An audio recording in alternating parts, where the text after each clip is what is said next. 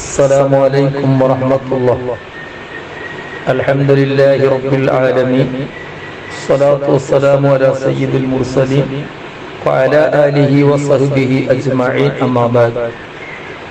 പ്രിയ സഹോദരന്മാരെ, ഇന്ന് ഹജ്ജ് ഉംറ കർമ്മങ്ങളെ കുറിച്ച് ഒരു ചെറിയ ക്ലാസ്സാണ് ഉദ്ദേശിക്കുന്നത്. സാധാരണക്കാരായ ആളുകൾക്ക് ഹജ്ജിന്റെയും ഉംറയുടെയും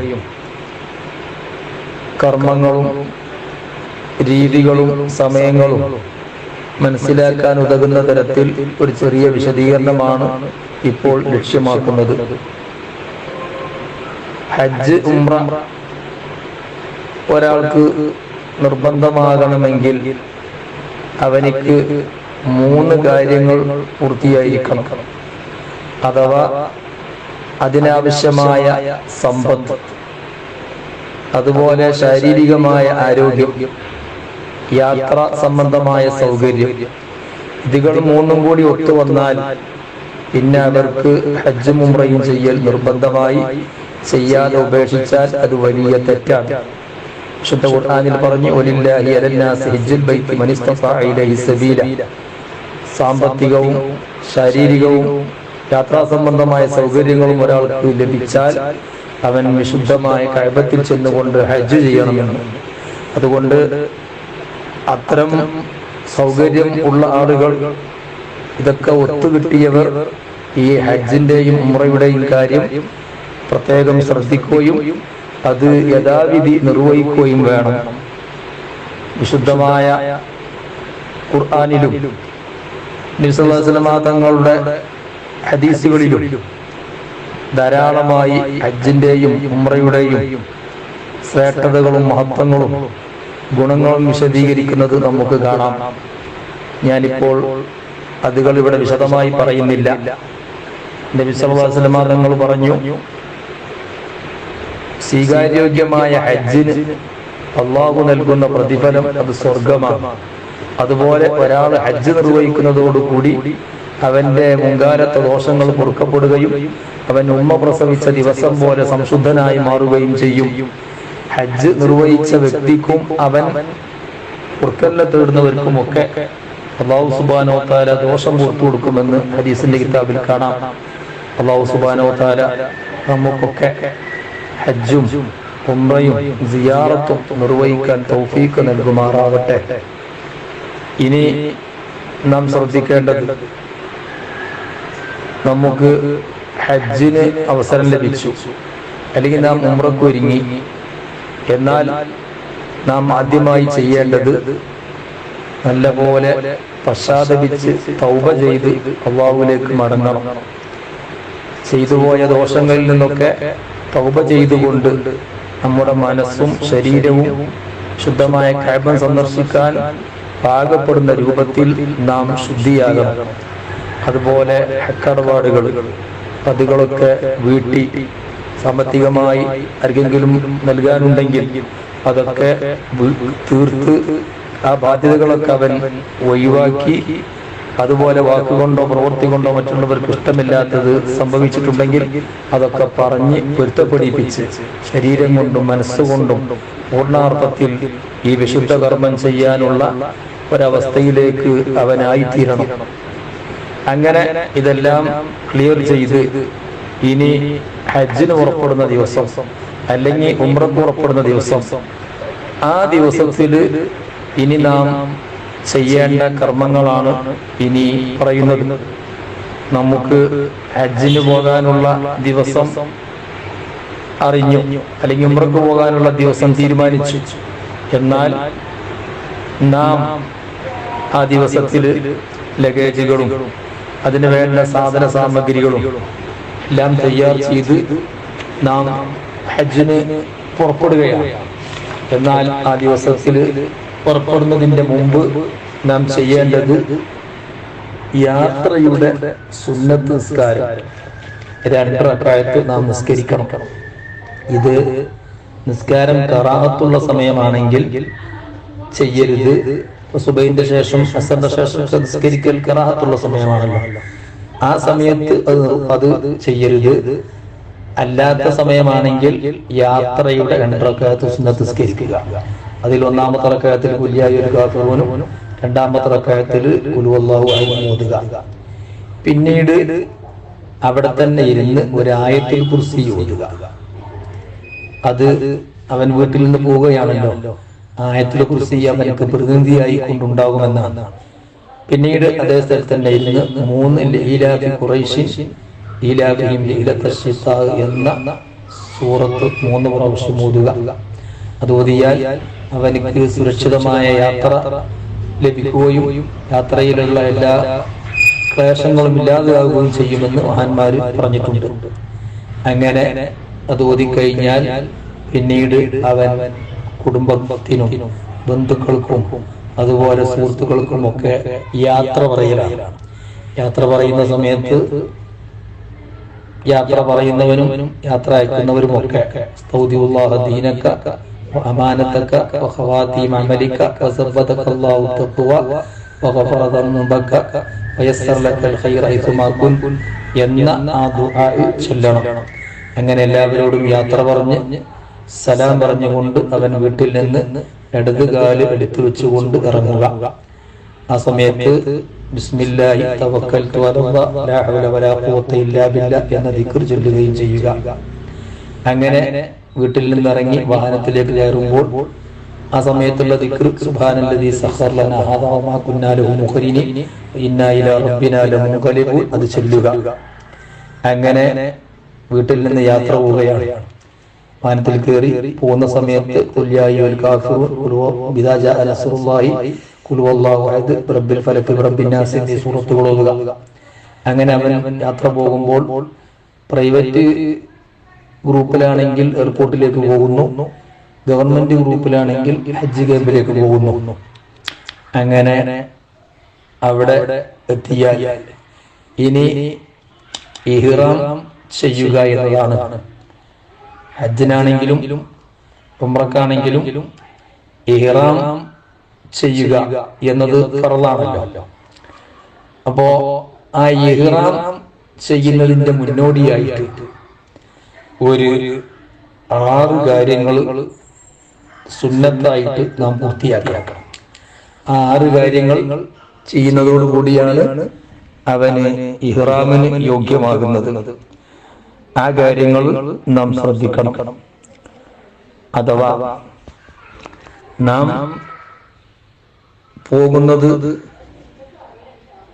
ഹജ്ജിനാണ് എങ്കിലും ഇവിടുന്ന് നാം ഇഹ്റാം ചെയ്യുക ഉംറക്കാണ്.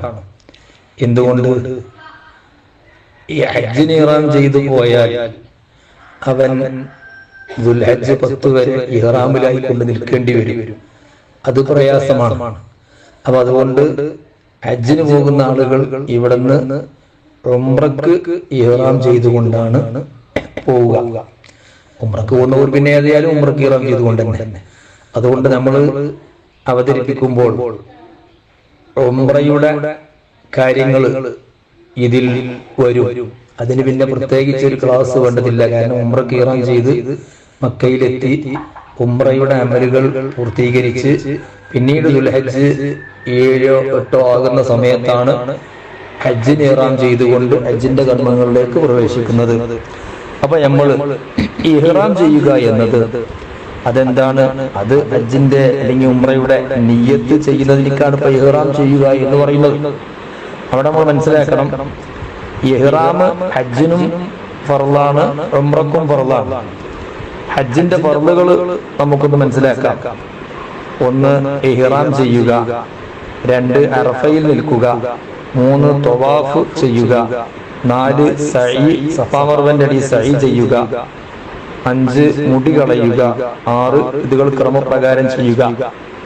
ഇതിൽ അറഫയിൽ നിൽക്കൽ അല്ലാത്തത് മുഴുവൻ ഉംറയുടെ ഫർളാണ്. ഇഹ്റാം ചെയ്യുക, തവാഫ് ചെയ്യുക, സഈ ചെയ്യുക, മുടി കളയുക, ക്രമപ്രകാരമായിരിക്കുക.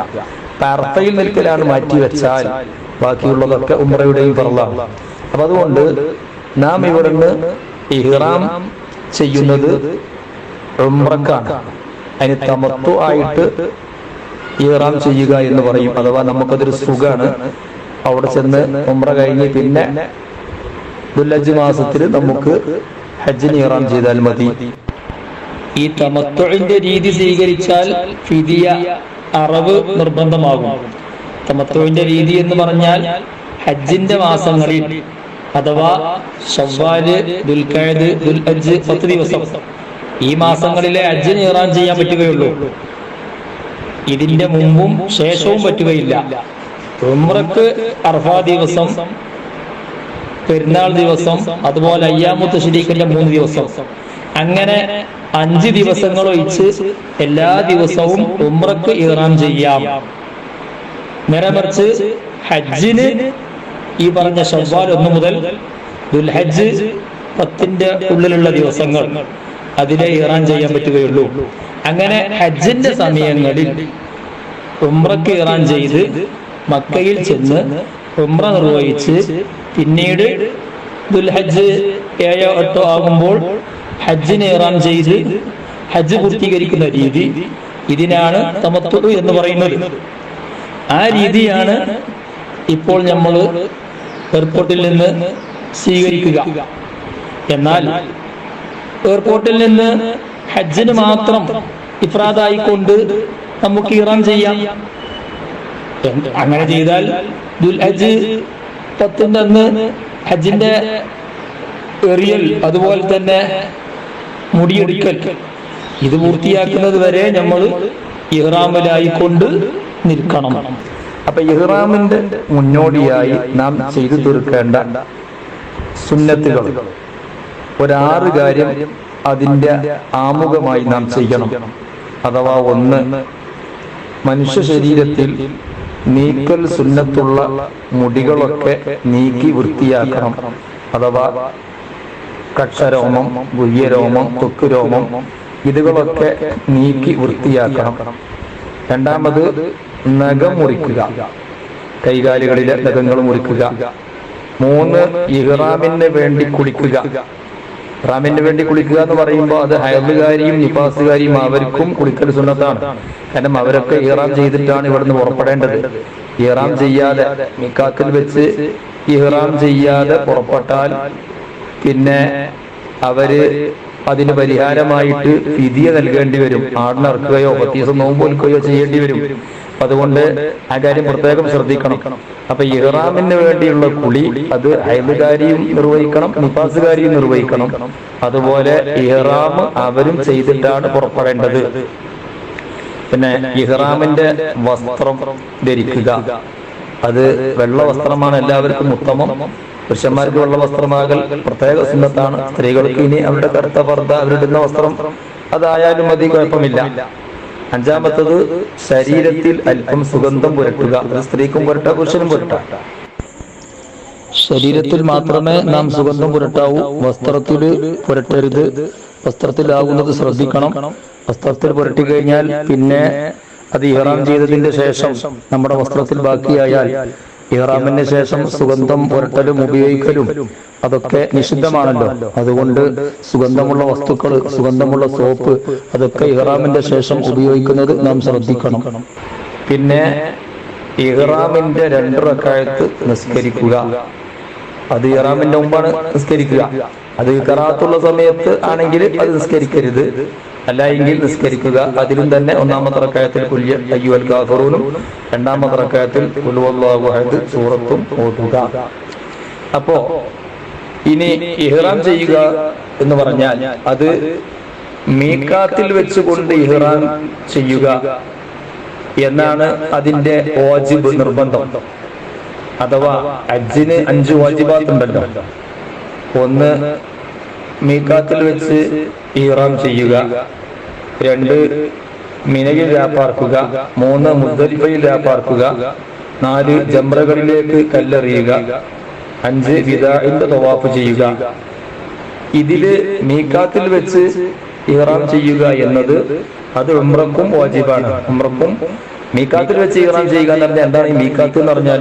അത് നബി സല്ലല്ലാഹു അലൈഹി വസല്ലം തങ്ങൾ നിശ്ചയിച്ചു തന്ന അതിർത്തി.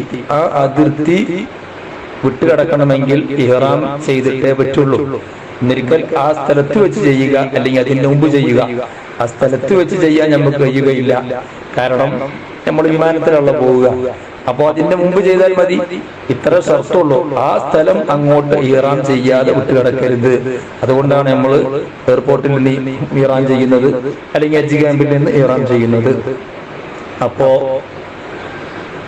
ഇഹ്റാം ചെയ്യുക എന്ന് വെച്ചാൽ ഹജ്ജിന്റെ അല്ലെങ്കിൽ ഉംറയുടെ നിയ്യത്ത് ചെയ്യലാണ്. നാം ഇപ്പോൾ ഉംറയുടെ നിയ്യത്താണ് ചെയ്യുന്നത്. കാരണം നമ്മൾ ഉംറക്കാണല്ലോ ആദ്യം ഇഹ്റാം ചെയ്യുന്നത്.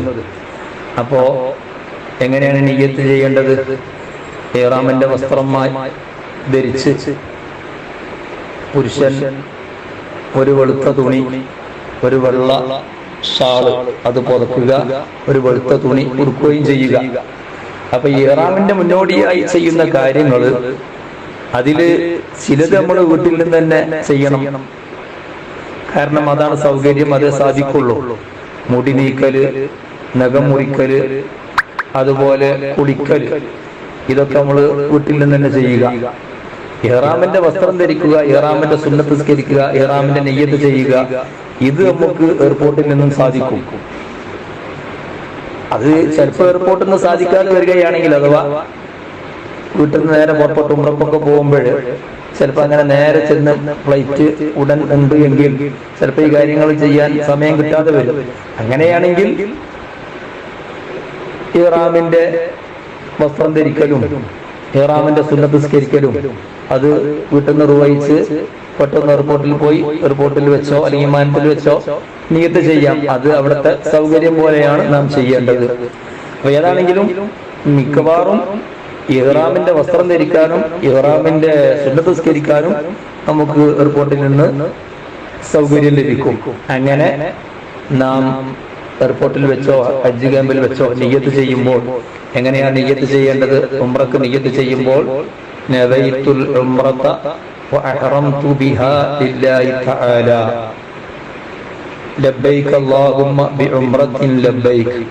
നവൈതുൽ ഉംറത, ഞാൻ ഉംറയെ കരുതി, വഅഹറംതു ബിഹാ ലില്ലാഹി തആല, ഞാൻ അല്ലാഹുവിന് വേണ്ടി ഉംറ നിർവഹിക്കാൻ കരുതി എന്ന് നാം മനസ്സിൽ കരുതി നാവ് കൊണ്ട് പറയുക. ഇനി ഹജ്ജ് നമ്മൾ ഇഹ്റാം ചെയ്യുന്ന സമയത്ത് നവൈതുൽ ഹജ്ജ വഅഹറംതു ബിഹി ലില്ലാഹി തആല, ഞാൻ അല്ലാഹുവിന് വേണ്ടി ഹജ്ജ് നിർവഹിക്കാൻ കരുതി, ലബ്ബൈക അല്ലാഹുമ്മ ബിഹജ്ജത്തിൻ ലബ്ബൈക എന്ന് പറഞ്ഞുകൊണ്ട് നാം ഹജ്ജിന് ഇഹ്റാം ചെയ്യുക. അങ്ങനെ ഉംറക്കാണെങ്കിലും ഹജ്ജിനാണെങ്കിലും നാം ഇപ്പോൾ ഉംറക്കാണല്ലോ ഇഹ്റാം ചെയ്തു പോകുന്നത്. ഇഹ്റാം ചെയ്താൽ പിന്നീട് നാം സൂക്ഷിക്കേണ്ട ഒരു 10 കാര്യങ്ങളുണ്ട്. ആ കാര്യം നാം പ്രത്യേകമായി ശ്രദ്ധിക്കണം. അപ്പൊ നമ്മൾ ഇഹ്റാം ചെയ്തു കഴിഞ്ഞാൽ നാം 3 കാര്യങ്ങൾ നാം വർദ്ധിപ്പിച്ചുകൊണ്ടിരിക്കണം. അഥവാ ഒന്ന് തൽബിയത്ത് ചൊല്ലുക, രണ്ടാമത്തത് നിസ്സാസമാദങ്ങളുടെ മേലിൽ സ്വലാത്ത് വർദ്ധിപ്പിക്കുക. തയ്യാത്തിൽ വരുന്ന സ്വലാത്ത് ഇബ്രാഹിം ചൊല്ലലാണ് ഏറ്റവും നല്ലത്.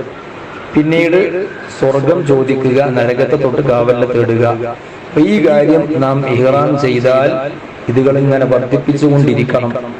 ലബ്ബൈക അല്ലാഹുമ്മ ലബ്ബൈക ലബ്ബൈക ലാ ശരീക ലക ലബ്ബൈക ഇന്നൽ ഹംദ വന്നിഅമത ലക വൽ മുൽക് ലാ ശരീക ലക എന്ന തൽബിയത്ത് വർദ്ധിപ്പിക്കുക. അല്ലാഹുമ്മ സ്വല്ലി അലാ സയ്യിദിനാ മുഹമ്മദ് വഅലാ ആലി സയ്യിദിനാ മുഹമ്മദ് കമാ സ്വല്ലൈത അലാ ഇബ്രാഹിം വഅലാ ആലി ഇബ്രാഹിം എന്ന് പറയുന്ന സ്വലാത്ത് ഇബ്രാഹിം വർദ്ധിപ്പിക്കുക. പിന്നെ അല്ലാഹുമ്മ ഇന്നി അസ്അലുക റിദാക വൽ ജന്ന അഊദു ബിക മിൻ സുഖ്തിക വന്നാർ, അല്ലാഹുവിന്റെ പൊരുത്തം ചോദിക്കുകയും സ്വർഗ്ഗം ചോദിക്കുകയും അല്ലാഹുവിന്റെ കോപത്തെ തൊട്ട് കാവലിനെ തേടുകയും നരകത്തെ തൊട്ട് കാവലിനെ തേടുകയും ചെയ്യുന്ന അതിങ്ങനെ വർദ്ധിപ്പിച്ചുകൊണ്ടിരിക്കണം. അങ്ങനെ ഇഹ്റാം ചെയ്തു കഴിഞ്ഞാൽ നാം 10 കാര്യം ഇഹ്റാമിൽ നിഷിദ്ധമായതുണ്ട്. അത് നമ്മുടെ വക്കൽ നിന്ന് സംഭവിക്കുന്നത് നാം നല്ലപോലെ സൂക്ഷിക്കണം. അത് ഒന്ന്, പുരുഷന്മാർ ചുറ്റി തുന്നിയ വസ്ത്രങ്ങൾ ധരിക്കരുത്.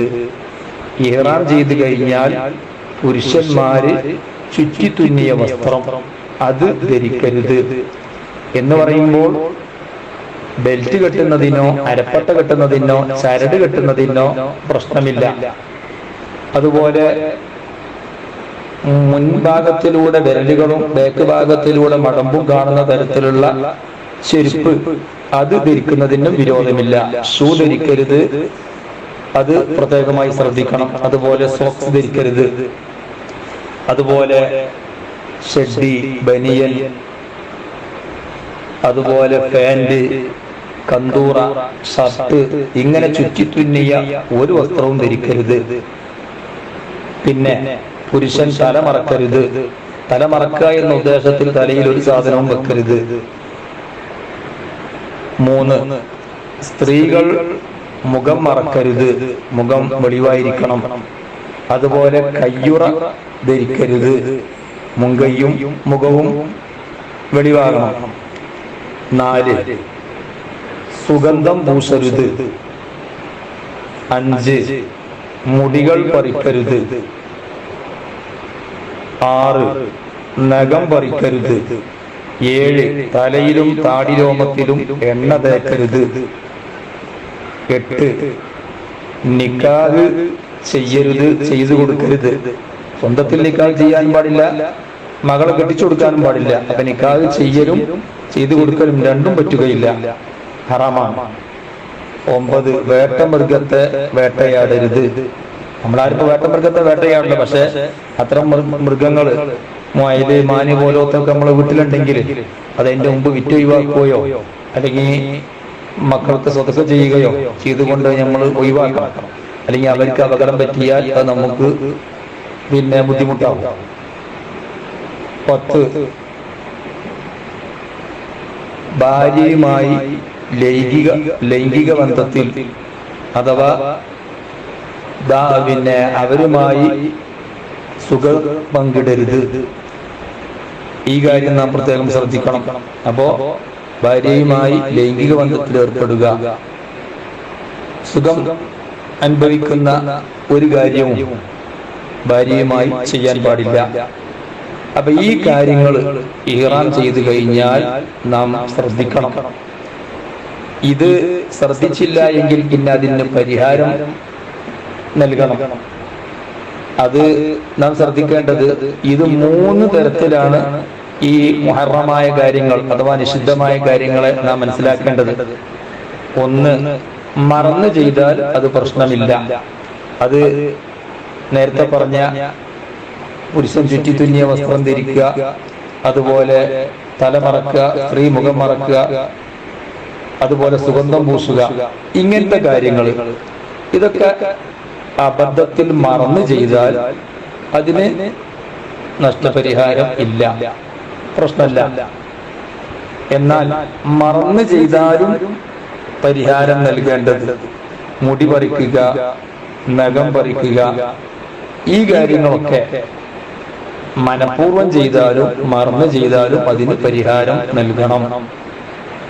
മുടി സ്വയം പറഞ്ഞു പോരുന്നത് കൊണ്ട് വിരോധമില്ല. തലേന്ന് മുടി അറിയാതെ കൊഴിഞ്ഞുകൊണ്ട് അതിന് ഉത്തരവാദിയല്ല, അത് നമ്മൾ ഉത്തരവാദിയല്ല.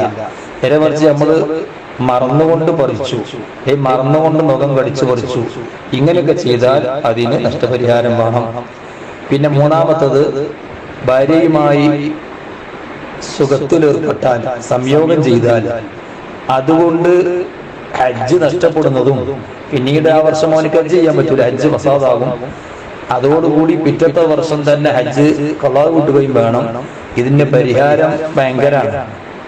ഒരു 5 വയസ്സുള്ള ഒരു ഒട്ടകത്തെ ഇറക്കണം, അല്ലെങ്കിൽ ഒരു മാടിനെ ഇറക്കണം, അല്ലെങ്കിൽ ഒളുഹിയത്തിൽ മതിയാകുന്ന 7 ആടുകളെ ഇറക്കണം.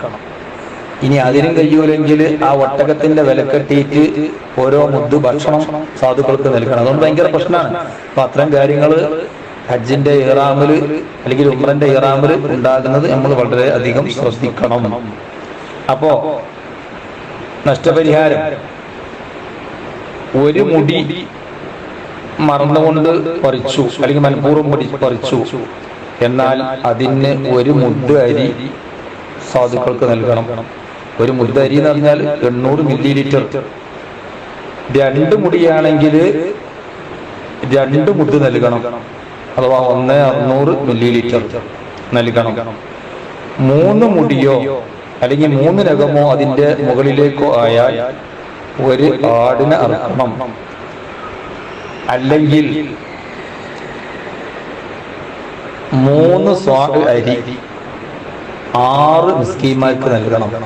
അഥവാ ഓരോ മിസ്കീന് അര സ്വാഴ് വീതം. അര സ്വാഴ് എന്ന് പറഞ്ഞാൽ 1/600 മില്ലി ലിറ്റർ, 1.5 കിലോ അരി ഉണ്ടാവും. അപ്പൊ അത് ഓരോരുത്തർക്കും 1.5 കിലോ അരി വീതം കിട്ടണം. 1/600 മില്ലി ലിറ്റർ ഓരോ മിസ്കീനും അത്ര കിട്ടണം. അല്ലാതെ ഈ പറഞ്ഞ 3 സാഴെല്ലാം കൂടി ഒരു മിസ്കീന് കൊടുത്താൽ പോരാ. മറിച്ച് അര സ്വാഴ് വീതം. അര സ്വാഴ് എന്ന് പറഞ്ഞാൽ 1.5 കിലോ, 1/600 മില്ലി ലിറ്റർ. അത് ഓരോരോ മിസ്കീന് കൊടുത്ത് അങ്ങനെ 6 മിസ്കീന്മാർക്ക് ഭക്ഷണം കൊടുക്കണം. അല്ലെങ്കിൽ 3 ദിവസം നോമ്പ് വെക്കണം. ഇതിൽ ഇഷ്ടമുള്ള ചെയ്യാം. ആടിനർക്ക 3 സ്വാഴ് 6 മിസ്കീന്മാർക്ക് കൊടുക്കുക, അല്ലെങ്കിൽ 3 നോമ്പ് വെൽക്കുക. ഒന്നല്ലെങ്കിൽ ഒന്നെന്നുള്ളതല്ല, ഇതിൽ വെച്ച് അവൻ ഇഷ്ടം പോലെ ചെയ്യാം. അപ്പൊ ഈ കാര്യം നാം പ്രത്യേകമായി ശ്രദ്ധിക്കണം. അപ്പൊ ഒരു മുടി പറഞ്ഞാലും ഒരു നഖം പറഞ്ഞാലും ഒക്കെ ഓരോരോ മുദ്ദ് അരി നൽകണം. 2 മുടി അല്ലെങ്കിൽ 2 നഖമാണ് അവൻ മറന്നു പറിച്ചത് അല്ലെങ്കിൽ മനഃപൂർവ്വം പറിച്ചത്, എന്നാൽ 2 മുദ്ദ് അരി വീതം നൽകണം. അഥവാ 1/600 മില്ലി ലിറ്റർ. ഇനി 3 നഖമോ അല്ലെങ്കിൽ 3 മുടിയോ അതിൽ കൂടുതലോ ആണ് പറിച്ചത്, അല്ലെങ്കിൽ മനഃപൂർവമോ മറന്നിട്ടോ, എന്നാൽ അതിനിക്ക് പൂർണ്ണമായ ഫിദിയ ഒരാടിനറക്കണം. അല്ലെങ്കിൽ 3 സ്വാട് ധാന്യം അരി അത് 6 മിസ്കീന്മാർക്ക് വീതം നൽകണം. അല്ലെങ്കിൽ 3 ദിവസം നോമ്പ് അനുഷ്ഠിക്കണം. ഇത് ഇഹ്റാമിൽ ഹറാമായ ഏത് കാര്യങ്ങൾ ചെയ്താലും ഈ ഫിദിയ അവൻ നൽകണം. അതുകൊണ്ട് ആ കാര്യങ്ങളൊക്കെ ചെയ്യുന്നത് വളരെ ശ്രദ്ധിക്കണം. നേരത്തെ പറഞ്ഞല്ലോ, ഭാര്യയുമായി സംയോഗം ചെയ്താൽ അതിന്റെ പരിഹാരം പറഞ്ഞല്ലോ. അപ്പോ ഇഹ്റാം ചെയ്തു കഴിഞ്ഞാൽ ഇത്തരം കാര്യങ്ങൾ നമ്മിൽ നിന്നുണ്ടാകുന്നത് നാം നല്ലപോലെ ശ്രദ്ധിക്കണം. അങ്ങനെ നാം ഈ കാര്യങ്ങളൊക്കെ ശ്രദ്ധിച്ച് നമ്മൾ ഫ്ലൈറ്റിൽ പോയി നമ്മൾ മക്കയിലെത്തി. ആദ്യം ജിദ്ദയിലെത്തും, പിന്നെ ജിദ്ദയിൽ നിന്ന് ഹറമിലെത്തും. ആദ്യം ഹറമിലാണ് എത്തുക, പിന്നെ മക്കയിലെത്തും. പിന്നെ മക്കയിൽ പ്രവേശിച്ച് മസ്ജിദുൽ ഹറാമിലേക്ക് നാം പോകും. ഇവിടെ ഹറമിൽ പ്രവേശിക്കുമ്പോഴും മക്കയിലേക്ക് പ്രവേശിക്കുമ്പോഴും പ്രത്യേകമായ ദിക്റുകളും ദുആകളും ഒക്കെ ഉണ്ട്. അത് നമ്മൾ മനാസിക്കിന്റെ ബുക്കിൽ നോക്കിയിട്ട് നാം ചൊല്ലണം.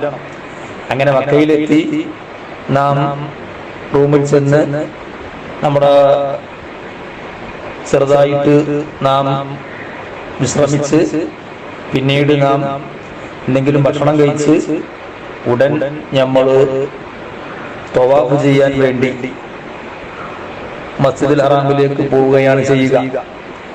അവിടെ റൂമിലെത്തി എന്തെങ്കിലും ഭക്ഷണം കഴിച്ച് ഇനി മൂത്രിക്കാനോ മറ്റു ബാത്റൂമിലേക്കൊക്കെ പോകാനുണ്ടെങ്കിൽ ആ കാര്യങ്ങളൊക്കെ നിർവഹിച്ച് വുളൂ ചെയ്ത് നാം റൂമിൽ നിന്ന് നേരെ നമ്മൾ മസ്ജിദുൽ ഹറാമിലേക്ക് പോകും.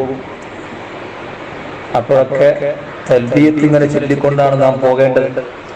അങ്ങനെ പോകുമ്പോൾ മസ്ജിദുൽ ഹറാമിൽ പ്രവേശിക്കുമ്പോൾ ബാബുസലാം എന്ന ഗേറ്റിലൂടെയാണ് നാം ഉള്ളിലേക്ക് പ്രവേശിക്കേണ്ടത്. പക്ഷേ തിരക്ക് കാരണം ചിലപ്പോൾ അതിൽ പ്രവേശിക്കാൻ കഴിയുകയില്ല.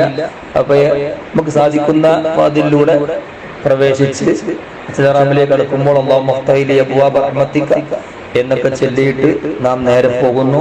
അങ്ങനെ മസ്ജിദുൽ ഹറാമിന്റെ ഉള്ളിലൂടെയാണ് മതാഫിലേക്കും കഅബയിലേക്കും ഒക്കെ നമ്മൾ എത്തുക. അങ്ങനെ മസ്ജിദുൽ ഹറാമിലൂടെ നമ്മൾ പോയി മതാഫിലേക്ക് അങ്ങോട്ട് ഇറങ്ങുമ്പോൾ നമ്മുടെ ദൃഷ്ടിയിൽ കഅബം പതിയുമ്പോൾ നമ്മുടെ ജീവിതത്തിൽ അഭിലാഷമായ ആഗ്രഹമായ ശുദ്ധമായ കഅബ അതങ്ങോട്ട് കാണുന്ന സമയത്ത് നമ്മുടെ മനസ്സ് ആ കഅബയിലേക്ക് കേന്ദ്രീകരിച്ച് അള്ളാഹുവിനോട് മനസ്സുരുകിക്കൊണ്ട് നാം ദുആ ചെയ്യണം. കഅബ കണ്ട ഉടനെ അല്ലാഹുമ്മ സിദ് ഹാദൽ ബൈത തശ്രീഫൻ വതക്രീമൻ വതഅദീമൻ വമഹാബതൻ വഅംന وزد من شرفه وعظمه ممن حجه واعتمره تشريفا وتكريما ومهابة എന്നുള്ള ആ ദുആ ചെയ്യുകയും ആ കഅബത്തിന്റെ ആദ്യ കാഴ്ചയിൽ നാം ആദ്യമായി കഅബം കാണുന്ന സന്ദർഭത്തിൽ നമ്മുടെ ദുആക്ക് ഉത്തരം ഉണ്ടെന്ന് അഷ്റഫുൽ ഖൽഖ് ത്വാഹ റസൂലുള്ളാഹി സ്വല്ലല്ലാഹു അലൈഹി വസല്ലം തങ്ങൾ നമ്മെ പഠിപ്പിച്ചിട്ടുണ്ട്. അതുകൊണ്ട് ആ കഅബൻ ഇങ്ങോട്ട് കാണുന്ന സമയത്ത് അല്ലാഹുവിനോട് മനസ്സുരുകി, പടച്ചവനെ എൻ്റെ ഹജ്ജും ഉംറയും നീ സ്വീകരിക്കണം, ഞാൻ ഇവിടെ വെച്ചുകൊണ്ട് ചെയ്യുന്ന ദുആ നീ സ്വീകരിക്കണം. അല്ലാഹ് റബ്ബനാ ആതിനാ ഫിദ് ദുനിയാ ഹസന ഫിൽ ആഖിറതി ഹസനതൻ വഖിനാ അദാബന്നാർ എന്ന് നാം ദുആ ചെയ്ത് നമ്മുടെ മനസ്സ് പൊട്ടിക്കൊണ്ട് അല്ലാഹുവിനോട് നമ്മുടെ സങ്കടങ്ങൾ പറയണം. എന്നിട്ട് നമ്മൾ മതാഫിൽ വെച്ചുകൊണ്ട് നാം ഇനി തവാഫ് എന്ന് പറയുന്ന കർമ്മം അത് നിർവഹിക്കാൻ പോവുകയാണ്. ഉംറക്ക് ഇഹ്റാം ചെയ്തു വന്നതാണല്ലോ, ഇനി അതിന്റെ കാര്യങ്ങളാണ് നാം ചെയ്യാൻ പോകുന്നത്. എന്താണ് തവാഫ് എന്ന് പറഞ്ഞാൽ? കഅബയെ 7 പ്രാവശ്യം ചുറ്റുക എന്ന കർമ്മത്തിനാണ് തവാഫ് എന്ന് പറയുന്നത്. അത് ചുറ്റുമ്പോൾ നാം ശ്രദ്ധിക്കേണ്ട കാര്യം അതിന്റെ ഷർത്തുകൾ പൂർത്തിയായിരിക്കണം. അഥവാ ഒന്നാമത് ശുദ്ധി ഉണ്ടായിരിക്കണം. അതുകൊണ്ട് ഹൈറുള്ള സ്ത്രീകളും നിഫാസുള്ള സ്ത്രീകളും മസ്ജിദുൽ ഹറാമിലേക്ക് പ്രവേശിക്കാനും പാടില്ല. അവർ തവാഫ് ചെയ്യുകയും ചെയ്യരുത്. അവർക്കത് ശുദ്ധിയായതിന്റെ ശേഷം ചെയ്യാം. അതുകൊണ്ട് ഈ ഹൈറും നിഫാസുമുള്ള സമയത്ത് സ്ത്രീകൾ അവര് തവാഫ് ചെയ്യരുത്. അപ്പൊ തവാഫിനുള്ള ഒരു ഷർത്താണ് ശുദ്ധി ഉണ്ടായിരിക്കണം, അഥവാ വുളു ഉണ്ടായിരിക്കണം. രണ്ടാമത് ഔറത്ത് മറച്ചിരിക്കണം. പുരുഷന്മാർ മറക്കേണ്ട ഔറത്തുണ്ടല്ലോ, അത് മറച്ചിരിക്കണം. സ്ത്രീകൾ അവർ ഔറത്ത് മറച്ചിരിക്കണം. മുടിയോ കാലോ ഒക്കെ പുറത്താകുന്നത് വളരെ ശ്രദ്ധിക്കണം. അതുപോലെ തവാഫ് സ്വന്തമാണ് ചെയ്യുന്നത് എങ്കിൽ, ഉംറയുടെയോ ഹജ്ജിന്റെയോ ഭാഗമല്ലാത്ത തവാഫാണ് ചെയ്യുന്നത് എങ്കിൽ അതിനൊക്കെ പ്രത്യേകമായ നിയ്യത്ത് വെക്കണം. ഉംറയുടെയും ഹജ്ജിന്റെയും തവാഫ് ചെയ്യുമ്പോൾ നിയ്യത്ത് വെക്കൽ സുന്നത്തേ ഉള്ളൂ. തവാഫിൽ നിയ്യത്ത് സുന്നത്തുള്ളത് കൊണ്ട് ആ സുന്നത്ത് എടുത്തുകൊണ്ട് നാം തവാഫ് ചെയ്യണം. ഉംറക്കാവുമ്പോൾ നവൈതു തവാഫൽ ഉംറത്തി സബഅത അശ്വാത്തിൻ ലില്ലാഹി തആല, അല്ലാഹു തആലക്ക് വേണ്ടി ഉംറയുടെ തവാഫ് 7 പ്രാവശ്യം നിർവഹിക്കാൻ ഞാൻ കരുതി. ഹജ്ജിനാകുമ്പോൾ നവൈതു തവാഫൽ ഹജ്ജി സബഅത അശ്വാത്തിൻ ലില്ലാഹി തആല, അല്ലാഹു തആലക്ക് വേണ്ടി ഹജ്ജിന്റെ തവാഫ് 7 പ്രാവശ്യം നിർവഹിക്കാൻ ഞാൻ കരുതി എന്ന് നിയ്യത്ത് ചെയ്തുകൊണ്ട് തവാഫ് ചെയ്യുക. ഇനി സുന്നത്തായ തവാഫുകൾ ചെയ്യുന്ന സമയത്ത്, ഹജ്ജിന്റെയും ഉംറയുടെയും ഭാഗമല്ലാതെ സുന്നത്തായ തവാഫ് നാം ചെയ്യുന്ന സമയത്ത് അപ്പോൾ നിയ്യത്ത് ചെയ്യൽ നിർബന്ധമാണ്.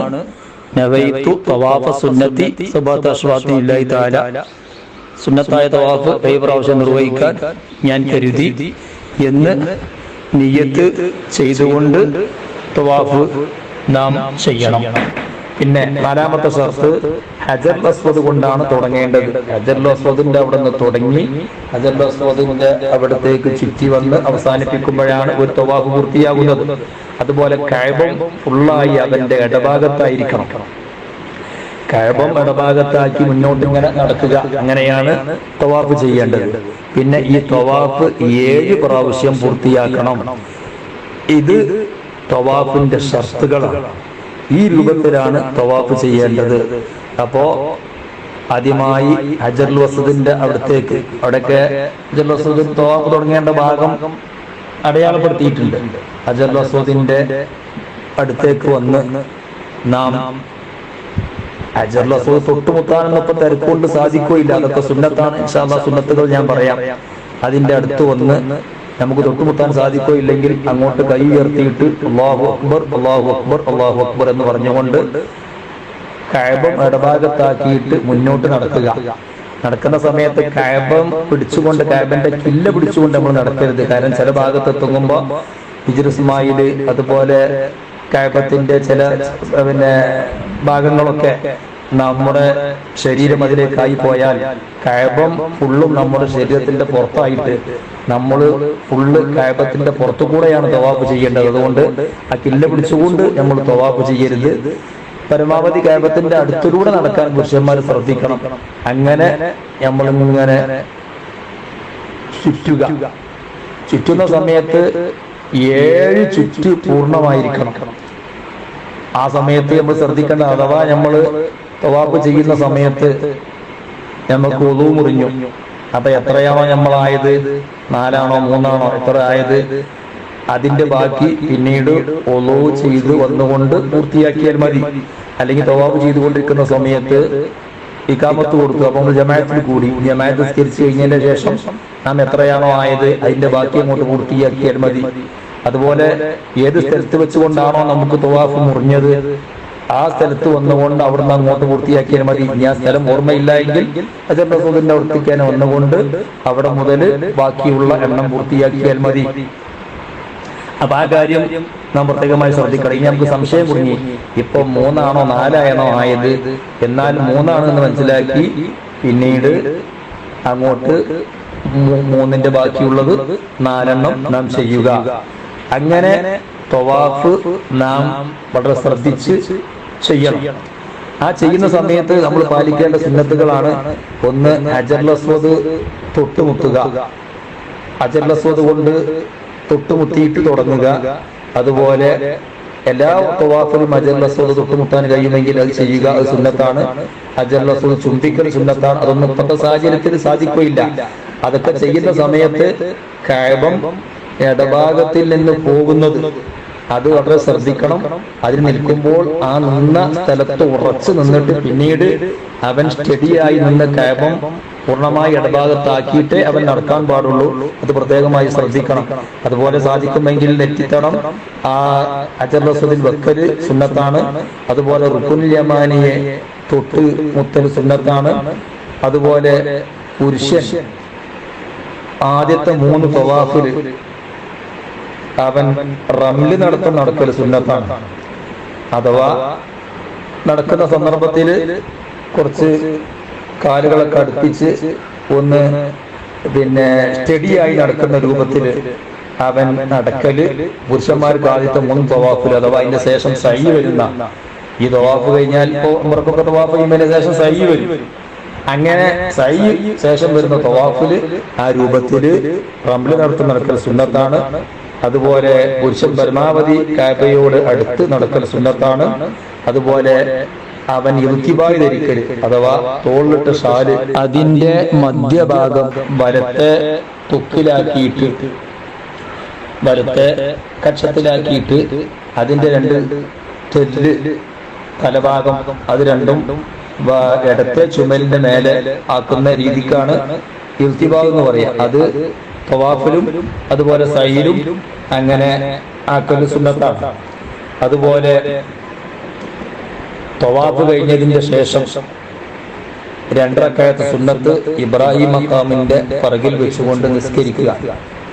തവാഫ് നടന്നു ചെയ്യലാണ് സുന്നത്ത്.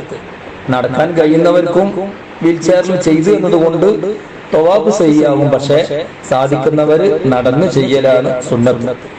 അങ്ങനെ തവാഫ് പൂർത്തിയായാൽ ഇബ്രാഹിം മഖാമിന്റെ ബേക്കിൽ വന്നുകൊണ്ട് നേരെ അതിന്റെ ബേക്കിലോ ഞങ്ങളുടെ സ്ഥലം കിട്ടുകയില്ല എങ്കിൽ അതിന്റെ പുറകോട്ട് പോയി 2 റക്അത്ത് സുന്നത്ത് നിസ്കരിക്കുക. അതില് കുല്യായിരിക്കും ഒന്നാമത്തെ റക്അത്തിനും 2ാമത്തെ റക്അത്തിനും ആ തർത്തീബ് പ്രകാരം ഓതുക. എന്നിട്ട് അവിടെ തന്നെ ഇരുന്ന് ദുആ ചെയ്യുക. ദുആ ചെയ്ത് കഴിഞ്ഞാൽ ഉടൻ പിന്നീട് നമ്മൾ സഈന് പോവുകയാണ്. പോകുന്ന സമയത്ത് സംസം വെള്ളം കുടിക്കൽ സുന്നത്തുണ്ട്. സൗകര്യപ്പെട്ടാൽ അത് കുടിച്ചുകൊണ്ട് സഈയിലേക്ക് പോവുക. സഈ എന്ന് പറഞ്ഞാൽ സഫ മർവ കുന്നുകളുടെ ഇടയിൽ സഈ ചെയ്യലാണ്. അതൊക്കെ അവിടെ അടയാളപ്പെടുത്തിയിട്ടുണ്ട്. ഒന്നും നമുക്കിപ്പോ ബുദ്ധിമുട്ടില്ല. അപ്പോ അവിടെ ശ്രദ്ധിക്കേണ്ടത് സഫ മർവയിൽ സഈ ചെയ്യുമ്പോൾ അതിന്റെ ഷർത്ത് 1 സഫ കൊണ്ട് തുടങ്ങണം. അഥവാ സഫയിൽ നിന്നാണ് ഇത് ആരംഭിക്കേണ്ടത്, മർവയിൽ അവസാനിക്കുക. അപ്പൊ ഒന്നായി.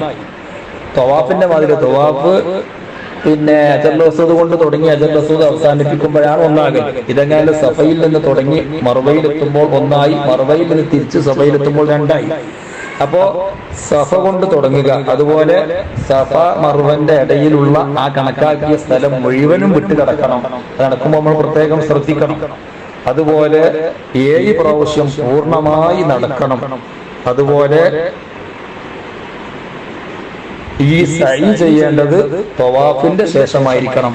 അപ്പൊ ഇത്തരം കാര്യങ്ങളൊക്കെ തവാഫില് ശ്രദ്ധിക്കല് അതിന്റെ ഷർത്തുകളിൽപ്പെട്ടതാണ്. പിന്നെ സഅയിന്റെ സുന്നത്താണ് ഒന്ന് നിയ്യത്ത് ചെയ്യുക. സഅയൽ ഉംറത്തി, ഞാൻ ഉംറന്റെ സഅയ് ചെയ്യുന്നു, അല്ലെങ്കിൽ നവൈതു സഅയൽ ഹജ്ജി എന്ന് നിയ്യത്ത് ചെയ്യുക. അതുപോലെ തവാഫ് ചെയ്ത ഉടനെ തന്നെ സഅയ്. തവാഫ് ചെയ്ത് കുറച്ച് വിശ്രമിച്ച് നിർത്തി കുഴപ്പമൊന്നുമില്ല, പക്ഷെ സുന്നത്ത് ഉടനെ തന്നെ ചെയ്യലാണ്. അതുപോലെ ഓരോ സഅയിലും ചെയ്യേണ്ട പ്രത്യേകമായ ദിക്റുകളുണ്ട്, അതൊക്കെ ചൊല്ലുക. അതുപോലെ പ്രത്യേകമായി അടയാളപ്പെടുത്തിയ പച്ചത്തൂണ് അതിന്റെ ഇടയിൽ പുരുഷൻ കുറച്ച് സ്പീഡിൽ നടക്കുക, ഒരു ഓടുന്ന തരത്തിൽ. അതുപോലെ സഅയിൽ ഒളു ഉണ്ടായിരിക്കുക, അത് സുന്നത്താണ്. അതുപോലെ ഔറത്ത് മറക്കുക. ഔറത്ത് വെളിവായി എഴുതി പ്രശ്നമല്ല, തവാഫിന്റെ മാതിരിയല്ല, പക്ഷെ ഔറത്ത് മറച്ചുകൊണ്ട് ചെയ്യലാണ് സുന്നത്ത്. ഔറത്ത് ഒഴിവാകാതിരിക്കൽ പ്രത്യേക സുന്നത്താണ്. അതുപോലെ നടത്തത്തിലും മറ്റുള്ളവർക്ക് ബുദ്ധിമുട്ട് ഉണ്ടാക്കുന്നത് നാം പ്രത്യേകമായി ശ്രദ്ധിക്കണം. അതുപോലെ ആ നിശ്ചയിച്ച അളവ് മുഴുവനും നടന്നുകൊണ്ട് ചെയ്യുക എന്നത്, അത് സാധിക്കുന്നവർക്ക് അങ്ങനെയാണ് സഅയ് ചെയ്യേണ്ടത്. ഇനി സാധിക്കുന്നവര് അല്ലാതെ ചെയ്താലും കുഴപ്പമില്ല, പക്ഷെ നടന്നുകൊണ്ട് ആ സ്ഥലം പിന്നെ ഈ പ്രാവശ്യം നടന്നു തീർക്കലാണ് പ്രത്യേകമായ സുന്നത്ത്. അങ്ങനെ സഅയ് ചെയ്തു കഴിഞ്ഞാൽ, അപ്പൊ സഅയിലും തവാഫിലും ഒക്കെ പ്രത്യേകമായ ദിക്റുകളും ദുആകളുമുണ്ട്. അതൊക്കെ മനാസിക്കിന്റെ പുസ്തകം നോക്കിയിട്ട് നാം ചൊല്ലണം. 7 തവാഫ് ചെയ്യുമ്പോൾ ഓരോ തവാഫിലും പ്രത്യേകമായ ദുആയുണ്ട്. 7 സഅയ് ചെയ്യുമ്പോൾ ഓരോ സഅയിലും പ്രത്യേകമായ ദുആയുണ്ട്. ആ ദുആകളൊക്കെ നമ്മൾ മനാസിക്കിന്റെ പുസ്തകങ്ങൾ നോക്കി ചൊല്ലിക്കൊണ്ടായിരിക്കണം ഈ തവാഫും സഅയും ഒക്കെ ചെയ്യേണ്ടത്. അങ്ങനെ സഅയ് പൂർത്തിയായി മർവയിലെത്തുമ്പോഴാണ് പൂർത്തിയാവുക. അവിടെ എത്തിക്കഴിഞ്ഞാൽ പിന്നീട് അവിടെ നിസ്കരിക്കലൊന്നും സുന്നത്തില്ല, നമുക്ക് ദുആ ചെയ്യാം. എന്നതിന്റെ ശേഷം നാം മുടി കളയുക എന്ന ഫർളാണ് ഇനി നിർവഹിക്കാനുള്ളത്. അത് പുരുഷന്മാർക്ക് മുടി കളയലാണ് സുന്നത്ത്. സ്ത്രീകള് മുടി വെട്ടുക. 3 മുടി മുറിച്ചാൽ ഈ ഫർള് വീടി. പുരുഷനാണെങ്കിലും സ്ത്രീ ആണെങ്കിലും 3 മുടി മുറിക്കലോടുകൂടി ഈ ഫർള് വീടി. പക്ഷെ പുരുഷൻ അത് മുടി കളയുകയാണ് അവനിക്ക് സുന്നത്ത്. വിശ്വാസമാതങ്ങൾ 3 പ്രാവശ്യം റഹിമല്ലാഹുൽ മുഹല്ലിഖീൻ, മുടി കളയുന്നവർക്ക് അല്ലാഹു റഹ്മത്ത് ചെയ്യട്ടെ എന്ന് 3 പ്രാവശ്യം തോന്നുന്നു. 4ാമത്തെ പ്രാവശ്യമാണ് അൽ മുഖസ്സിരീൻ, അതുപോലെ മുടി വെട്ടുന്നവർക്കെന്ന് പറഞ്ഞത്. അതുകൊണ്ട് പുരുഷന്മാര് മുടി കളയാൻ തന്നെ ശ്രദ്ധിക്കണം. ഇത്ര പൈസയും കാര്യങ്ങൾ ചെലവായി ഹജ്ജും ഉംറയൊക്കെ ചെയ്തിട്ട് ഒരു മുടി കളയാൻ പറ്റാത്ത രൂപത്തിൽ ചില ആളുകൾ മടി കാണിക്കാറുണ്ട്. അതൊരിക്കലും ഉണ്ടാകാൻ പാടില്ല. അത് ആ ഇബാദത്തിനോട് കാണിക്കുന്ന ഒരു വിമുഖതയാണ്. അതുപോലെ സ്ത്രീ ഒരിക്കലും മുടി കളയണ്ട, അവർക്ക് മുടി മുറിക്കലാണ് സുന്നത്ത്. അങ്ങനെ ചെയ്യുന്നതോടുകൂടി ഉംറയുടെ അമലുകൾ പൂർണ്ണമായി. ഇപ്പോ ഉംറ നിർവഹിച്ചു, ഉംറയിൽ നിന്ന് വിരമിച്ചു.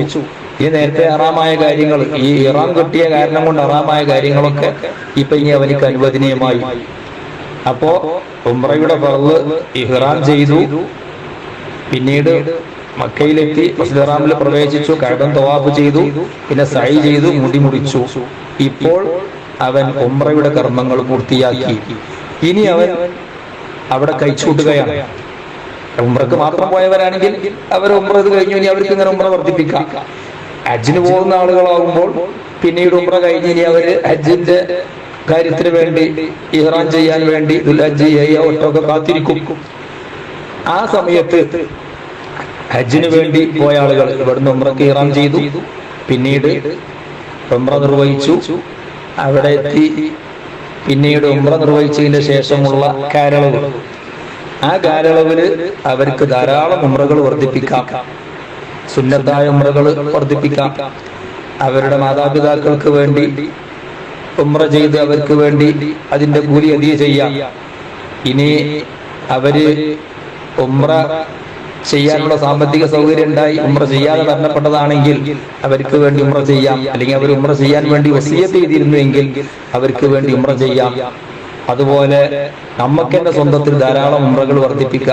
മസ്ജിദ് ഹറാമിൽ വെച്ചുകൊണ്ട് എല്ലാ ജമാഅത്തിനും കൂടി അവിടെ വെച്ചുകൊണ്ട് ധാരാളം സുന്നത്ത് നിസ്കാരങ്ങൾ വർദ്ധിപ്പിക്കുക.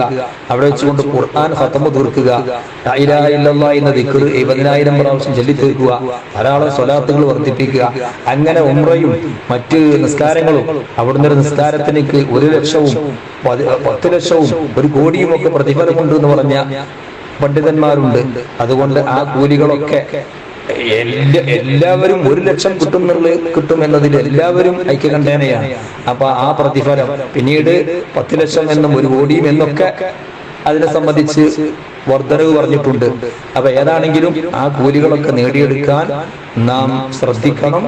അമലുകൾ വർദ്ധിപ്പിച്ചുകൊണ്ട്, സുന്നത്ത് നിസ്കാരങ്ങൾ വർദ്ധിപ്പിച്ചുകൊണ്ട്, ദിക്റുകളും ദുആകളും ഖുർആനോത്തുകളും എല്ലാം ചെയ്തുകൊണ്ട് നാം അവിടെ കഴിഞ്ഞുകൂടും.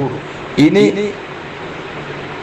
ദുൽഹജ്ജ് 7 വരുമ്പോൾ നമ്മൾ ഹജ്ജിന് വേണ്ടി ഇഹ്റാം ചെയ്യും. അല്ലെങ്കിൽ ദുൽഹജ്ജ് 8 രാവിലെ ചെയ്യും.